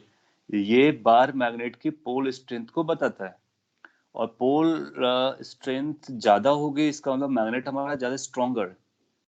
इसी को हम बार मैग्नेट से भी लिंक कर लेते हैं। कैसे बार मैग्नेट से? इस तरह से लिंक करेंगे, तीनों पिक्चर में एक साथ बना देता हूँ। जो बार मैग्नेट होता है ना, इसका ये नॉर्थ पोल होता है, ये साउथ पोल होता है। नॉर्थ को हम ट्रीट करेंगे प्लस एम। तो जब कभी नॉर्थ पोल के बारे में बात किया जाए इसका मतलब that is positive magnetic charge. South pole is treated as minus m, that means negative magnetic charge. तो बेसिकली ये जो है वो यही बन गया ना अपना। बस अपने को ये पता करना है कि ये इनके बीच का सेपरेशन कितना है, ये सेपरेशन, तो ये अपने लिए डी हो जाएगा, बन गया डाइपोल। सो इसका मतलब bar magnet is nothing but a dipole, और वो dipole is equivalent to this, that means this picture is equivalent to this picture. तो बार मैग्नेट को आप कभी भी करंट कैरिंग लूप से रिप्लेस कर सकते हो, और करंट कैरिंग लूप को आप कभी भी बार मैग्नेट से रिप्लेस कर सकते हो। सो ये दोनों पिक्चर एक दूसरे को के बराबर है, इक्विवेलेंट है, और डाइपोल मोमेंट इसका भी है इसका भी है। हाँ, थोड़ा सा नोटेशन का हम लोग डिफरेंस करते हैं। इसका जो डाइपोल मोमेंट आएगा वो इधर से इधर आएगा, और इसको म्यू से ना लिख करके कैपिटल एम से लिखना स्टार्ट कर देते हैं। तो बार मैग्नेट का डाइपोल मोमेंट जो होता है उसको हम लोग कैपिटल एम से डिनोट करते हैं। सो कॉपी कर लीजिए। अब आपको पता चल गया बार मैग्नेट एक करंट कैरिंग लूप के इक्विवेलेंट होता है, तो उसके करंट कैरिंग लूप के बारे में आप सब कुछ जानते हो। अब आप रिलेट करके उसकी स्टोरी को कवर कर सकते हो। आपने कुछ लिखा है, आपने लिखा but if we are defining one magnetic charge what is d for one particle. ये m आप वन के लिए नहीं डिफाइन कर सकते हो। यहाँ से आपको ये भी पता चल जाएगा कि जो मैग्नेटिक डाइपोल्स होते हैं ना वो एग्जिस्ट करते हैं, लेकिन मैग्नेटिक मोनोपोल एग्जिस्ट नहीं करते हैं। क्यों? क्योंकि आपने दो ये म्यू को कंपेयर करके आंसर बनाया है, तो आपकी जो डेफिनेशन निकली है वो म्यू को कंपेयर करने के बाद निकली है। अगर आपको म्यू डिफाइन करना है तो आपको दो चार्ज लेने की जरूरत पड़ेगी, एक सिंगल चार्ज के लिए नहीं हो सकता है। इसका मतलब m can not exist in isolation. That means m जो है वो अलोन एग्जिस्ट नहीं कर सकता है। इसका मतलब ये भी हुआ कि जो नॉर्थ पोल है वो अकेला एग्जिस्ट नहीं करेगा, उसके साथ साउथ पोल का आना बहुत जरूरी है, क्योंकि अकेला अकेला हम डिफाइन ही नहीं कर पाएंगे। डिफाइन करने के लिए अपने को दो पोल्स की जरूरत पड़ती है या फिर दो मैग्नेटिक चार्ज की जरूरत पड़ती है। इसीलिए जो पॉइंट होता है कि मैग्नेटिक मोनोपोल एग्जिस्ट नहीं करते हैं, आप बोलोगे yes they are not existing because we require two poles to define the m value. Okay, so जो डी आएगा वो दो के लिए आएगा, तो इसका मतलब एम की डेफिनेशन तभी बनेगी जब डी होगा, और डी तभी होगा जब दो पोल्स होंगे। इसका कंक्लूजन मैं अगली लाइन पे लिख देता हूँ। यस सर बार मैग्नेट को सिर्फ करंट कैरिंग लूप की इसमें लिख सकते हैं, करंट कैरिंग सर्कुलर लूप में। हाँ बिल्कुल बिल्कुल, आप बार मैग्नेट को करंट कैरिंग लूप से रिप्लेस कर सकते हो, और करंट कैरिंग लूप को बार मैग्नेट से रिप्लेस कर सकते हो। अब आप देखोगे बहुत सारे क्वेश्चन के हम लोग आंसर देना स्टार्ट कर देंगे। जब जरूरत पड़ेगी तो बार मैग्नेट को हम रिंग में बना लेंगे, रिंग को बार मैग्नेट में बना लेंगे। So as per the need we can switch from one to another because they are equivalent. Okay, अभी मैं यहाँ कुछ बोलने वाला था बार मैग्नेट के बारे में, थोड़ा सा और बात करते हैं। तो अपने को ये पता चला कि अगर ये बार मैग्नेट है और इसका नॉर्थ पोल यहाँ पर है, तो ये नॉर्थ पोल का मतलब प्लस एम चार्ज है, साउथ पोल का मतलब ये माइनस एम चार्ज है। मैं अंदर ही लिख देता हूँ, ये प्लस एम चार्ज है और यहाँ पर माइनस एम चार्ज है। ये साउथ पोल हो गया। अगर आपने कभी भी इस बार मैग्नेट को यहाँ से कट किया तो फिर ये आइसोलेशन में ऐसा नहीं होगा कि नॉर्थ पोल अलग हो गया साउथ पोल अलग हो गया। आप पाओगे कि इमीडिएटली ये दो पोल्स बना देगा। तो जब कभी डिटैच करते हो, ब्रेक करते हो, नो मैटर कितने फ्रेगमेंट्स में आप ब्रेक करते हो, उससे कोई फर्क नहीं पड़ता है। इमीडिएटली ये नॉर्थ बनेगा और यहाँ पर साउथ क्रिएशन हो जाएगा, ये नॉर्थ बनेगा, ये साउथ क्रिएशन हो गया। दैट मीन्स यहाँ पर माइनस एम अपियर होगा, प्लस एम अपियर होगा, ये माइनस एम है।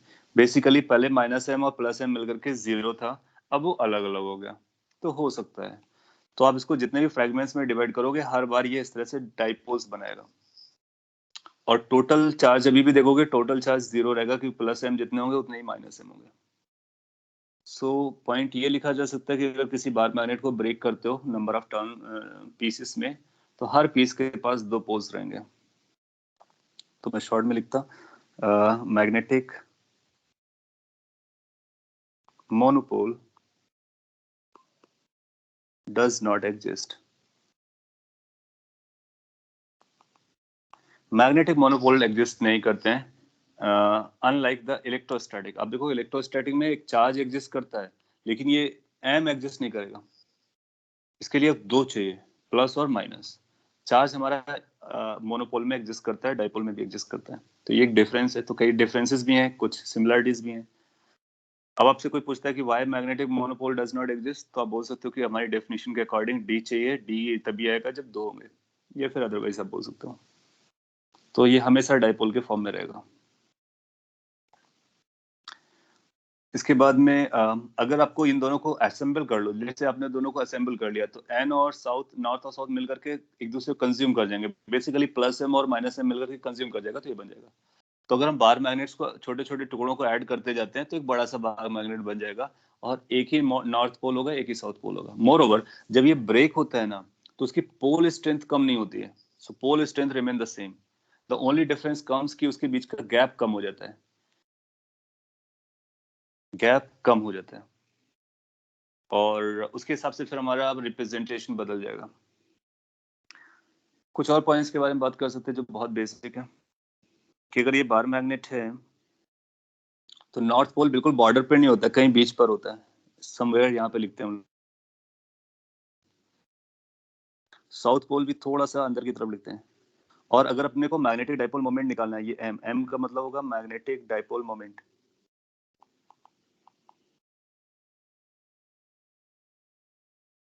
ये वही है जिसको हम लोग म्यू बोला करते थे। तो म्यू और एम, मैंने आपको स्टार्टिंग बोला था, इसको कई बार एम से भी लिखते हैं, तो बार के लिए जनरली हम एम यूज करते हैं। तो ये एम है, और आप जानते हो कि अगर हमको एम लिखना है, ये प्लस एम है छोटा वाला, ये माइनस एम है, तो कैपिटल एम की वैल्यू कितनी आएगी? कैपिटल एम की वैल्यू आती है पोल स्ट्रेंथ। एक बार यहाँ पे लिखता हूँ, कैपिटल एम का जो वैल्यू आएगा उसमें आएगा पोल स्ट्रेंथ यानी चार्ज, मैग्नेटिक चार्ज इनटू डी।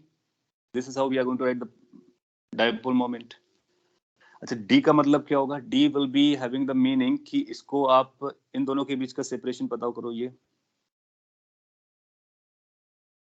हमारे लिए डी होगा। लेकिन अगर आपके पास बार मैग्नेट है तो आप सोचो प्रैक्टिकली कितना डिफिकल्ट होगा इस डी को मेजर करना। व्हाई? बिकॉज आप इन दोनों के बीच का लेंथ तो मेजर कर सकते हो यूजिंग मीटर स्केल और maybe like vernier callipers और व्हाटएवर सूट्स यू, तो आप ये डिस्टेंस मेजर कर सकते हो। लेकिन आपको ये डिस्टेंस यूज ही नहीं करनी होती, आपको तो वो डिस्टेंस यूज करनी होती है जहाँ पे नॉर्थ और साउथ पोल्स के बीच का गैप है। तो हम इन दोनों डिस्टेंसेस को फिर लिखते हैं। जनरली इसको हम बोल देते हैं कि ये लेंथ है और this length is written as L for length, G for geometrical. तो ये ज्योमेट्रिकल लेंथ है, इसकी ज्योमेट्री के हिसाब से जो लेंथ आ रही है उसको ज्योमेट्रिकल लेंथ कहते हैं। और ये जो पोल्स के बीच का गैप है इसको हम बोलते हैं this is length m, magnetic length है। और हम जो डी यूज करते हैं वो मैग्नेटिक लेंथ होता है, तो D is called magnetic length. D is equal to L M which is known as magnetic length. तो कई बार आपसे पूछता है कि क्या मैग्नेटिक लेंथ और ज्योमेट्रिकल लेंथ बराबर होते हैं, तो आप बोलोगे नहीं, मैग्नेटिक लेंथ डिफरेंट होती है, ज्योमेट्रिकल लेंथ डिफरेंट होती है, because these poles are not at the corners और end, rather they are little inside. How much they are inside measuring is difficult. So ये जो लेंथ जी है that's called geometric length. In our questions अगर वो geometric length देगा तो हम उसी को as a magnetic length use कर लेंगे जब तक वो उस पर बहुत स्पेसिफिकली कुछ बोलता नहीं है। बट अगर बहुत स्पेसिफिकली बोलता है तो हम बोलेंगे बोथ आर डिफरेंट। और कौन सा बड़ा है ये भी हम बता सकते हैं, geometric length is more as compare to the magnetic length. और अगर कभी आपको अलग अलग करके देता है, डिलिबरेटली पूछता है, तो आप इसको यूज कर सकते हो कि जो मैग्नेटिक लेंथ होती है वो छोटी होती है, ज्योमेट्रिक लेंथ बड़ी होती है, और ये जो रेशियो 0.84 होता है। तो अगर आपको ज्योमेट्रिक लेंथ दिया हो और स्पेसिफिकली बोलता है कि मैग्नेटिक लेंथ यूज करो, तो फिर हम उसको ज्योमेट्रिक लेंथ को 0.84 से मल्टीप्लाई कर देंगे, तो जो लेंथ आएगी ऑन एन एवरेज उसको हम लोग यूज करेंगे मैग्नेटिक डी की जगह। सो कई बार ऐसा बोलेगा कि वो ज्योमेट्रिक लेंथ उसकी कितनी है बताइए, मैग्नेटिक लेंथ कितनी रही होगी, तो 0.84 से बता देते हैं। ये कहाँ से पता किया? ये लेबोरेटरी से एक्सपेरिमेंट से पता किया कि इन जनरल हम इतना एक्सेप्ट कर सकते हैं। तो ये स्टैंडर्ड है, एज ए स्टैंडर्ड आप उसको यूज कर सकते हो, कॉपी कर लीजिए। तो ये बार मैग्नेट के इनसाइट्स वाले पॉइंट्स हैं कि पोल स्ट्रेंथ कितनी है और इसको डिफाइन कैसे करते हैं। और अगर एक बार हम लोगों ने ये डिफाइन कर लिया तो अब बार मैग्नेट की वजह से जो मैग्नेटिक फील्ड निकालने का कंसर्न था वो रिजॉल्व हो जाएगा। कौन सा कंसर्न? मैं आपको याद दिलाता। यहाँ पर हम लोगों ने बार मैग्नेटिक की मैग्नेटिक फील्ड लाइंस को ड्रॉ किया था। मैग्नेटिक फील्ड स्ट्रेंथ अपने को नहीं पता थी, और मैग्नेटिक फील्ड के बारे में अगर पता करना होता है तो अब हमारे पास आइडिया आ गया, अब हम मैग्नेटिक फील्ड बता देंगे बार मैग्नेट की वजह से। उसके लिए अपने को क्या क्या करना है? अब देखो, जो बार मैग्नेट है बेसिकली वो डाइपोल मोमेंट है, और डाइपोल मोमेंट हमारा ये वाला पोर्शन है, और डाइपोल मोमेंट को आपने इलेक्ट्रोस्टैटिक से रिलेट किया हुआ है। और क्या इलेक्ट्रोस्टैटिक डाइपोल की वजह से आप जानते हो कि फील्ड कितना होता है किसी लोकेशन पे? Yes, you know that in fact आप इलेक्ट्रोस्टैटिक डायपोल की वजह से आप ये जानते हो फील्ड कितना है, पोटेंशियल कितना है, सब कुछ जानते हो। तो यहाँ पर भी हम फील्ड और पोटेंशियल निकाल देंगे। आगे चल कर देखो कि मैग्नेटिक पोटेंशियल भी डिफाइन किया जाता है। अभी तक हम लोगों ने मैग्नेटिक पोटेंशियल डिफाइन नहीं किया है। ग्रेजुएशन में आप लर्न करोगे कि मैग्नेटिक पोटेंशियल भी डिफाइन किया जाता है, उसको भी हम पता कर सकते हैं using the concept of electrostatics. Okay, यहाँ तक आपने अगर समझ लिया है तो हम इस सिमेट्री को और भी यूज करते हैं, आगे बढ़ते हैं। तो इसका मतलब है अगर आपने इलेक्ट्रोस्टैटिक्स सही से पढ़ा है तो मैग्नेटिज्म आपको सीखने में बहुत आसानी रहेगी। और अगर आपको इश्यूज बन रहे हैं थोड़े से भी तो एक बार आप फिर से इलेक्ट्रोस्टैटिक को रिवाइज करो, पर्टिकुलरली डाइपोल मोमेंट वाला पोर्शन, देन आफ्टर तो आपको जमेगा। आपने कुछ लिखा है, मैं पढ़ता फिर आगे बढ़ता है। पर वो रेशियो हर मटेरियल के लिए अलग अलग होगा ना? हाँ, जनरली वो डिफरेंट होता है बट स्टैंडर्डाइज किया गया है। तो ये जो रेशियो है वो स्टैंडर्डाइज किया गया। अगर आपसे कभी पूछता है आपके लेवल पे तो आपको यही यूज करना है। अगर वो पूछता है कि दोनों लेंथ अलग अलग कंसीडर कीजिए, देन यू यूज दिस। अगर कुछ भी नहीं बोलता है then you consider the same length. That means difference को आप इग्नोर कर दोगे। So, अपना प्रायोरिटी कैसा होगा क्वेश्चन सॉल्विंग के टाइम पर? लेंथ को आप डी यूज कर सकते हो पहली अगर कुछ भी नहीं बोलता है वो तो। अगर वो डिलिबरेटली बोलता है तो फिर आप इसको यूज कर सकते हो। बस हो गया। कोई भी मटेरियल देगा अपने को क्या फर्क पड़ता है, बार मैग्नेट के लिए हम लोग ये यूज करेंगे। फिर आपने लिखा है एक आयरन मैग्नेट में डाइपोल कैसे रहेगा क्योंकि उसमें इलेक्ट्रॉन फ्री हो जाते हैं ऑर्बिट से। हाँ, सारे इलेक्ट्रॉन फ्री नहीं होते हैं, कुछ ही इलेक्ट्रॉन फ्री होते हैं। आपने केमिस्ट्री में पढ़ा होगा कि आयनाइजेशन वगैरह जब होता है, जैसे Fe+ लिखो, Fe2+, 3+ जो भी लिखते हो, तो उसका मतलब हुआ उसके 1 इलेक्ट्रॉन, 2 इलेक्ट्रॉन या 3 इलेक्ट्रॉन्स डिटैच हुए हैं। पर टोटल नंबर ऑफ इलेक्ट्रॉन्स तो बहुत सारे होते हैं ना, एक ही एलिमेंट में आप देखोगे बहुत सारे होते हैं। तो बाकी सारे तो ऑर्बिट कर ही रहे हैं। तो किसी भी एलिमेंट में आप देखोगे कि there is going to be electrons which are orbiting. So there's a dipole. So dipole is possessed by all the elements, no matter कौन सा मटेरियल। आप जो पेन पकड़े हो, पेंसिल है, आपका जो आपके सामने जो स्क्रीन है, टेबल है, वट एवर यू सी, हर एक के पास डाइपोल्स होते हैं, हर एलिमेंट्स के पास डाइपोल्स होते हैं। लेकिन क्या होता है कि नट सेल में वो जीरो हो जाता है क्योंकि रैंडमाइज्ड होते हैं। नट सेल में जीरो हो गया इसलिए उसका मैग्नेटिक इफेक्ट अपीयर नहीं करता है, विजिबल नहीं होता है। कुछ मटेरियल्स ऐसे होते हैं जिनका एडिशन नॉन जीरो होता है, जो कि हम लोगों ने यहाँ पे कभी बात की थी थोड़ी देर पहले, नॉन जीरो होता है। उन्हीं को बार मैग्नेट कहते हैं, उन्हीं वही मैग्नेटिक प्रॉपर्टीज शो करते हैं। तो आयरन के पास भी ऑर्बिटिंग इलेक्ट्रॉन्स होते हैं, इसलिए वो पजेस करता है मैग्नेटिक डाइपोल मोमेंट। अब आपको बार मैग्नेट की वजह से फील्ड्स निकालना, बार मैग्नेट की वजह से पोटेंशियल्स निकालना। पोटेंशियल आपके सिलेबस में नहीं है तो फील्ड के बारे में पूछेगा तो हम लोग बात कर लेते हैं, डायरेक्टली बात कर लेते हैं।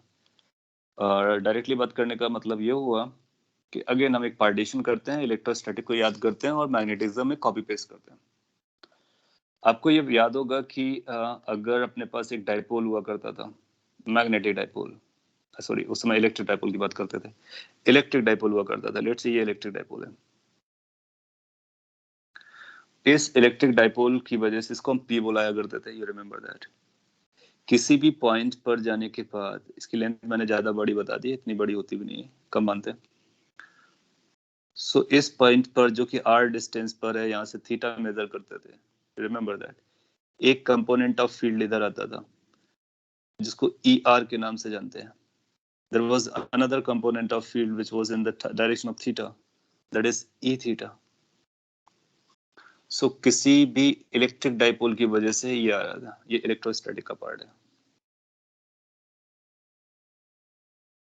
You must be remembering कि ER क्या होता है, E theta क्या होता है। अगर आपको याद नहीं है इसका मतलब आपको फॉर्मुलेशंस को फिर से देखना है। See the previous slide.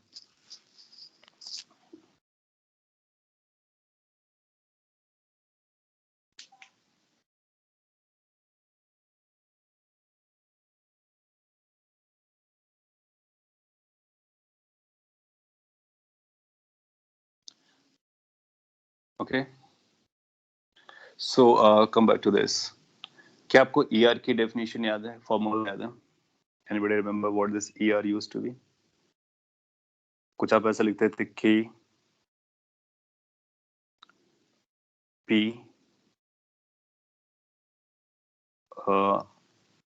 2 times kp sin theta. अब याद दिलाना पड़ेगा sin theta था या cos theta था पहले में, cos theta होगा. 2 kp cos theta upon r cube. Check कर लीजिए एक बार इसके लिए. So this was the radial component of electric field because of a dipole. आपको ये भी याद होगा कि हम E थीटा की डेफिनेशन जानते थे. That comes out to be kp sin theta upon r cube. फिर आपको ये भी पता होगा कि हम टोटल निकाल लेते थे, under root this square plus this square. जब हम लोग ऐसा करते थे तो ये आता था kp divide by R cube within the bracket 1 plus 3 cos square theta. मैं डायरेक्टली लिख रहा हूँ, ये सारे फॉर्मुलेशन आप ऑलरेडी कर चुके हो, बिलीव मी. फिर इसके बाद इसका जो रिजल्टेंट आता था वो यहाँ कहीं जा रहा होता था. This used to be the total field E. अगर यहाँ से एंगल अल्फा बनाता था देन यू रिमेंबर कि अल्फा का एक्सप्रेशन भी हम लोग लिखते थे. What that alpha used to be, tan alpha. This was half tan theta. इसके लिए आप E theta upon ER लिखते हो, तो E theta upon ER लिखोगे तो कुछ ऐसा बन जाएगा. ये सारे रिजल्ट्स हैं इलेक्ट्रिक डाइपोल की फील्ड के किसी भी पॉइंट पर जो कि उसे r डिस्टेंस पर है. Now we can correlate this and we can find the magnetic field at any location because of a bar magnet. How? See. और ये जो कोरिलेशन है बहुत स्ट्रॉन्ग है, और बार मैग्नेट से जब कभी आपसे फील्ड पूछेगा तो आप इसको यूज करके बता सकते हो. In case of bar magnet you will say कि ये हमारा बार मैग्नेट है जस्ट लाइक डाइपोल, और इसका ये पॉजिटिव टर्मिनल यहाँ पर है एंड नेगेटिव टर्मिनल यहाँ पर है एस. इसके सेंटर पॉइंट से हम मेजर करेंगे,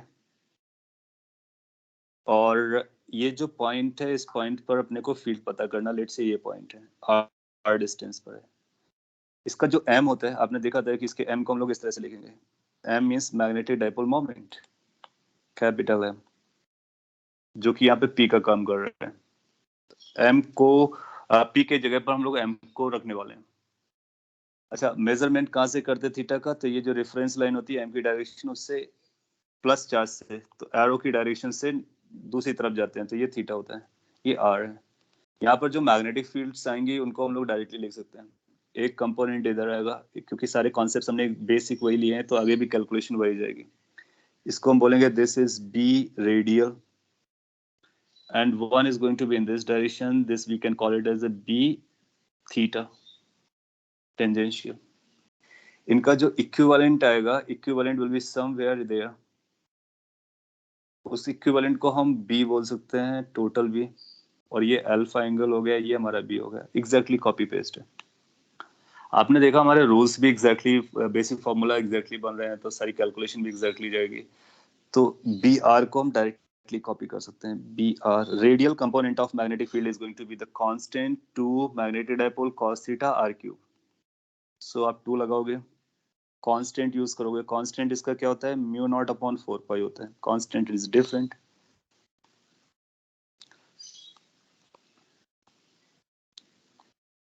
म्यू नॉट अपॉन 4 पाई. इसके बाद आप p की जगह पर m लिखोगे, cos थीटा लगाओगे और r क्यूब कर दोगे. So this will be the value of br. Now इसको आप घर पे आराम से टाइम देकर के प्रूफ भी कर सकते हो. प्रूफ करने के लिए आप क्या करो, यहाँ पर प्लस m स्ट्रेंथ लगाओ, यहाँ पर माइनस m स्ट्रेंथ लगाओ, फिर इसकी वजह से मैग्नेटिक फील्ड निकालो, इसकी वजह से मैग्नेटिक फील्ड निकालो. कौन सा फॉर्मूला यूज करने का, ये वाला फॉर्मूला यूज करने का. मैग्नेटिक फील्ड के लिए कांस्टेंट और m अपॉन r स्क्वायर जैसा इलेक्ट्रिक वाला था, एग्जैक्टली इसी को कॉपी करने का. और आप देखोगे डेरिवेशन में एग्जैक्टली वही स्टेप्स आ रहे होंगे जो हम लोगों ने इलेक्ट्रोस्टैटिक में यूज किए थे. तो इन सब के निकालने के बाद फिर उनको रिजल्टेंट निकालो तो अपने को ये पता चल जाएगा. सो इतना सब क्यों करने का, जब हम लोग एक बार कर चुके हैं और उसको कोरिलेट कर पा रहे हैं. बी आर मिल गया अपने को, तो क्या बी थीटा भी मिल जाएगा, tangential component. So that's going to be k which is mu naught upon 4 pi into m dipole into sin theta divide by r cube. तो ये अपने को दूसरा कंपोनेंट मिल गया. Resultant field because of a bar magnet अगर अपने को कैलकुलेट करनी है, रिजल्टेंट फील्ड, सो आप बोलोगे कि इसको डायरेक्टली यूज कर सकते हो, स्क्वायर अंडर रूट कर सकते हो, तो आप पाओगे कि म्यू नॉट अपॉन 4 पाई तो बाहर रहेगा, एक एम भी आउटसाइड आ जाएगा और डाउन साइड से आर क्यूब आ जाएगा। विद इन द रूट आपको मिलेगा 1 + 3 cos square theta.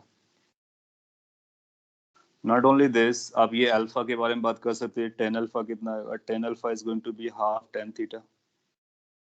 So you see कि जो हम लोग ऑलरेडी कर चुके हैं इसको सारा कुछ कॉपी पेस्ट करके इस कोरिलेशन से, इस हाइपोथेटिकल मॉडल की वजह से हम लोग बार मैग्नेट की वजह से किसी भी लोकेशन पर मैग्नेटिक फील्ड निकालने के लिए रेडी हो चुके हैं।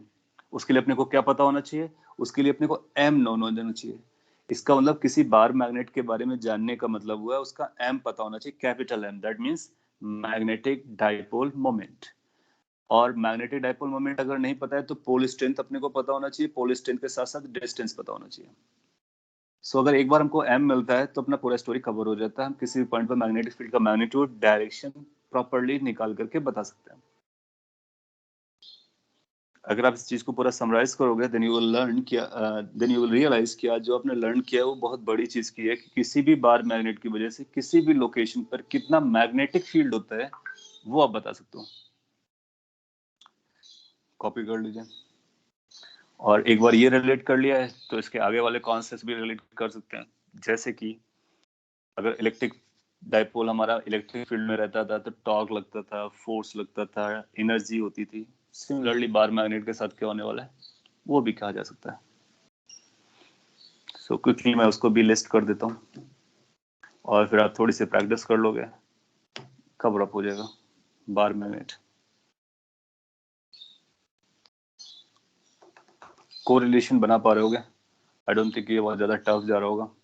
अब आपसे क्वेश्चन कैसा बोलेगा कि इस पॉइंट पर फील्ड बताइए, तो थीटा की वैल्यू 0 रख देंगे। 90 डिग्री पर बताइए, थीटा की वैल्यू 90 रख देंगे। तो उसके हिसाब से जो इंटरप्रिटेशन करना है वो सारे कर ले जाएंगे।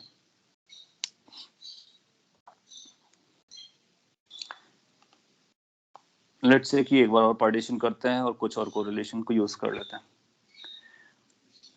यहाँ पर हम लोगों ने पहले पढ़ा था कभी कि जब इलेक्ट्रिक डाइपोल को किसी यूनिफॉर्म फील्ड पर रखते हो तो electric dipole in uniform electric field, ये हमारी ओल्ड हेडिंग थी, कभी ना कभी हम लोग पढ़ रखे हैं। अब हम लोग अभी क्या पढ़ना चाहते हैं? अभी ये पढ़ना चाहते हैं कि बार मैग्नेट को किसी मैग्नेटिक फील्ड पे रखते हो तो बार मैग्नेट कैसे बिहेव करता है। सो इसको हम थोड़ा सा डिटेल में लिख देते हैं। Bar magnet in uniform magnetic field.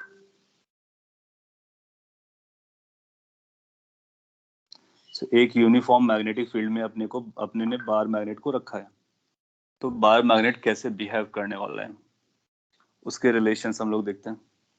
So you must have और मस्ट बी रिमेम्बरिंग कि अगर इलेक्ट्रिक फील्ड आपने यहाँ पर लगाया और इलेक्ट्रिक डाइपोल को इस तरह से रखा था, so there used to be a restoring force or torque basically. This was electric field, this was dipole moment. If this angle was theta, then you had few points like how much force is acting, 0. How much torque is acting, P cross E. What this torque is doing, trying to reorient this dipole in the direction of field, restoring. और कितना उसके पास potential energy system के पास होता था, -P.E. We have proved all of them already. अगर ये situation है तो सेम सिचुएशन को हम लोग यहाँ पर भी कर सकते हैं। अगर अपने पास ये मैग्नेटिक फील्ड लगी है जो कि यूनिफॉर्म है और बार मैग्नेट आपने ऐसा रखा है या मैग्नेटिक डाइपोल मोमेंट इस तरह से रखा हुआ है, so this is your magnetic field, this is your M. M का मतलब हुआ यहाँ पर एक बार मैग्नेट है, ऐसा बार मैग्नेट है, और एम की डायरेक्शन किधर होती है? नॉर्थ की तरफ होती है, साउथ से, यानी प्लस एम की तरफ होती है माइनस एम से, डाइपोल जैसा। तो बार मैग्नेट हमारा कुछ ऐसा रखा हुआ है, फील्ड इधर है, तो हम बार मैग्नेट को इस तरह से शो कर सकते हैं।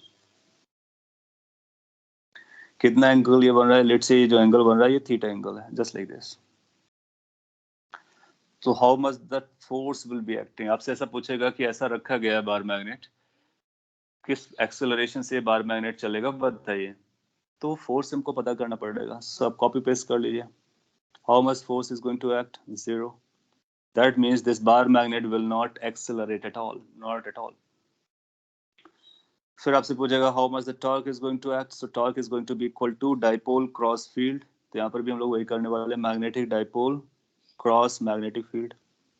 किस सेंस में लगेगा? ये डाइपोल बार मैग्नेट को फील्ड की डायरेक्शन में ओरिएंट करने की कोशिश करेगा. तो ये चाहेगा कि नॉर्थ पोल हमारा इधर आ जाए, साउथ पोल इधर आ जाए, तो इस तरह से बनाना चाहेगा, तो इस तरह से रोटेट करने की कोशिश करेगा. सो रीस्टोरिंग टॉर्क लगेगा, वो बता सकते हैं. कितना एनर्जी स्टोर्ड होगा इस this particular situation? Stored energy is going to be minus m dot b. Exam में क्या करेगा? वो क्वेश्चन देने के लिए आपको बार मैग्नेट का m दे देगा, कैपिटल M. कैपिटल M दे दिया, अपना काम हो गया. कैपिटल M दे देगा, B दे देगा, आपसे बोलेगा बताइए टॉर्क, M क्रॉस B कर देंगे, क्रॉस प्रोडक्ट के रूल आप जानते हो. और M की डायरेक्शन कैसे पता करेंगे? साउथ से नॉर्थ की तरफ होती है, वो एरो बना के नहीं देगा, वो सिंपली बार मैग्नेट देगा. और फोर्स कितना लगेगा? 0 होगा, वो हम बता सकते हैं.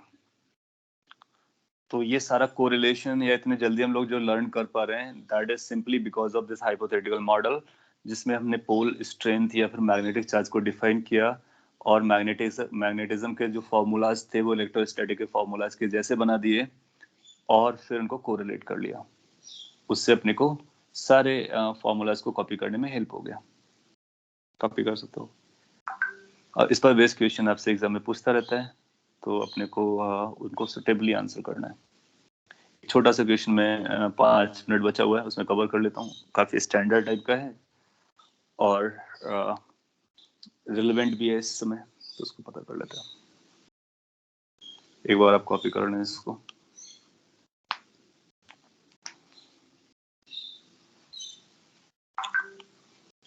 So last example is like this.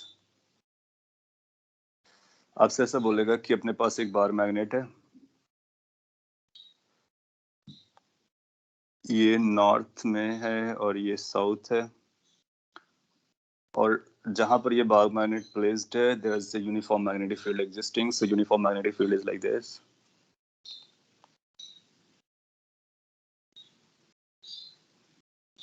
So मैं क्वेश्चन लिख देता हूँ. A bar magnet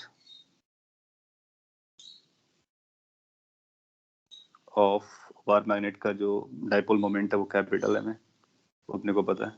a bar magnet M is placed in a uniform magnetic field B as shown in the figure.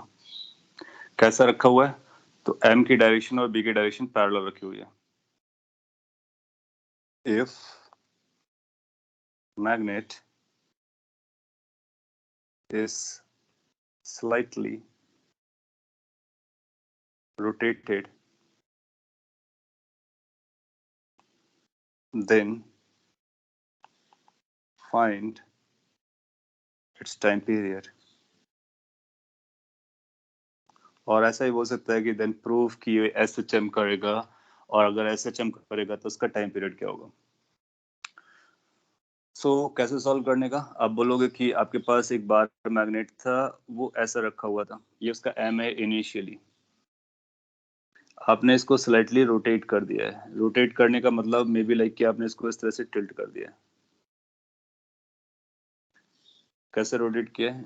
इसको सेंटर से थोड़ा सा रोटेट कर दिया, घुमा दिया है. आपका M अब इधर आ गया, पहले इधर था, कितना एंगल पर आ गया? थीटा एंगल पर टिल्ट हो गया.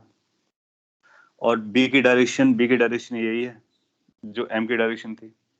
तो आप जानते हो कि इस पे एक टॉर्क लगने वाला है. सोल्यूशन कैसे जाएगा? Solution will go like this कि इस पे एक टॉर्क लगेगा, टाउ की वैल्यू आएगी म्यू क्रॉस बी. यहाँ पर म्यू ने यूज करके हम लोग M यूज कर रहे हैं, तो M क्रॉस बी देखोगे तो ये आउटवर्ड आएगा. इसका मतलब ये जो टॉर्क आएगा वो ऐसा आएगा, रिस्टोरिंग आएगा. तो अपने को यहाँ से पता चला टॉर्क जो है वो रिस्टोरिंग है. और कितना है? M into B into sine theta. Cross product क्या होता है? A cross B is equal to AB sine theta. Since theta small है, स्लाइटली रोटेटेड है, सो साइन थीटा को हम लोग थीटा से रिप्लेस कर सकते हैं, तो tau restoring is coming as m into B into theta. You also know कि टॉर्क की जो वैल्यू होती है वो आई अल्फा भी होती है। ये रीस्टोरिंग है तो दोनों को मर्ज कर देंगे, तो टॉर्क की जो वैल्यू आ जा रही है वो माइनस, या फिर यहाँ से ऐसा बोल लो कि आई अल्फा की जो वैल्यू आ रही है वो माइनस एम बी थीटा के बराबर आ जाएगी। अच्छा, माइनस क्यों लगाया? क्योंकि ये रीस्टोरिंग था, टॉर्क की डायरेक्शन और थीटा की डायरेक्शन अपोजिट थी, इसलिए माइनस आया। एसएचएम में आपने लर्न कर रखा है। तो यहाँ से अपने को एक पॉइंट पता चला, अल्फा की जो वैल्यू है that is minus m B divide by I. I is क्या है? I is here moment of inertia. किसका? बार का। किसके अबाउट? एक्सिस ऑफ रोटेशन के अबाउट। सो इनटू थीटा हो जाएगा। जैसे आप ये इक्वेशन को देखते हो तो आप क्लेम कर दोगे कि क्या करने वाला? एंगुलर एसएचएम करने वाला है। और एंगुलर एसएचएम में टाइम पीरियड क्या होता है? तो यहाँ से अगर हम टाइम पीरियड कैलकुलेट करना चाहेंगे तो time period is coming as T is equal to 2 pi under root, इसका रेसिप्रोकल तो आई अपॉन एम बी। ये अपना टाइम पीरियड होगा, इसको आप याद रख सकते हो एज ए रिजल्ट। कई बार एग्जाम में आ चुका है टाइम पीरियड पूछने के लिए, तो उसके लिए आपको एम बताएगा, बी बताएगा, तो अकॉर्डिंगली हम एम बी रख देंगे। 2 पाई आप जानते हो। आई के बारे में आपको ख्याल रखना है, ये बार मैग्नेट है ना, तो ये क्यूबॉइडल साइज का शेप का होता है।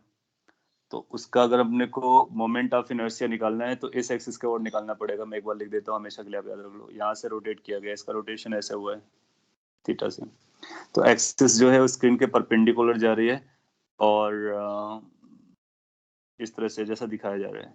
उसके लिए फिर क्या करेगा, ये आपको कुछ डायमेंशन दे देगा। जैसे ऐसा बोलेगा कि ये जो हाइट है या फिर ये है, इसको बी बोल लीजिए, और ये जो लेंथ है उसको एल बोल लीजिए, और एक और साइड देगा जो अंदर की तरफ जा रही होगी, ऐसा होगा ना बार मैग्नेट, उसको भी देगा।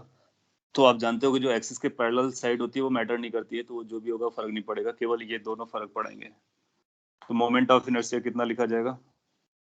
मैं यहाँ पे लिख देता हूँ। मोमेंट ऑफ इनर्शिया क्यूबॉइड का आपने निकाला होगा कभी ना कभी, रेक्टेंगुलर शीट के बराबर होता है। और रेक्टेंगुलर शीट का आप जानते हो mass a square plus b square by 12 होता है सेंटर वाली एक्सिस से। तो इसमें हम मास यूज करेंगे, mass of the bar magnet आपको देगा, और ए स्क्वायर का मतलब हो गया L square B square divided by 12।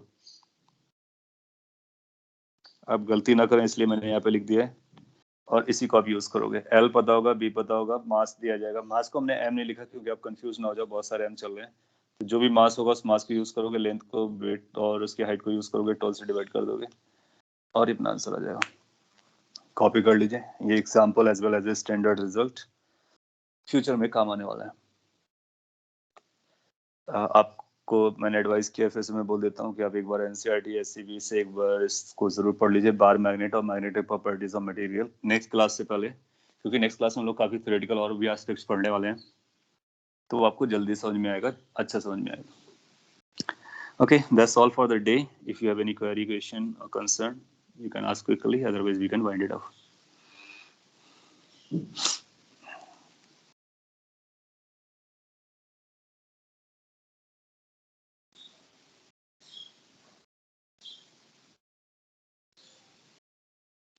Okay, if there's nothing to ask, so see you tomorrow. Thank you everyone.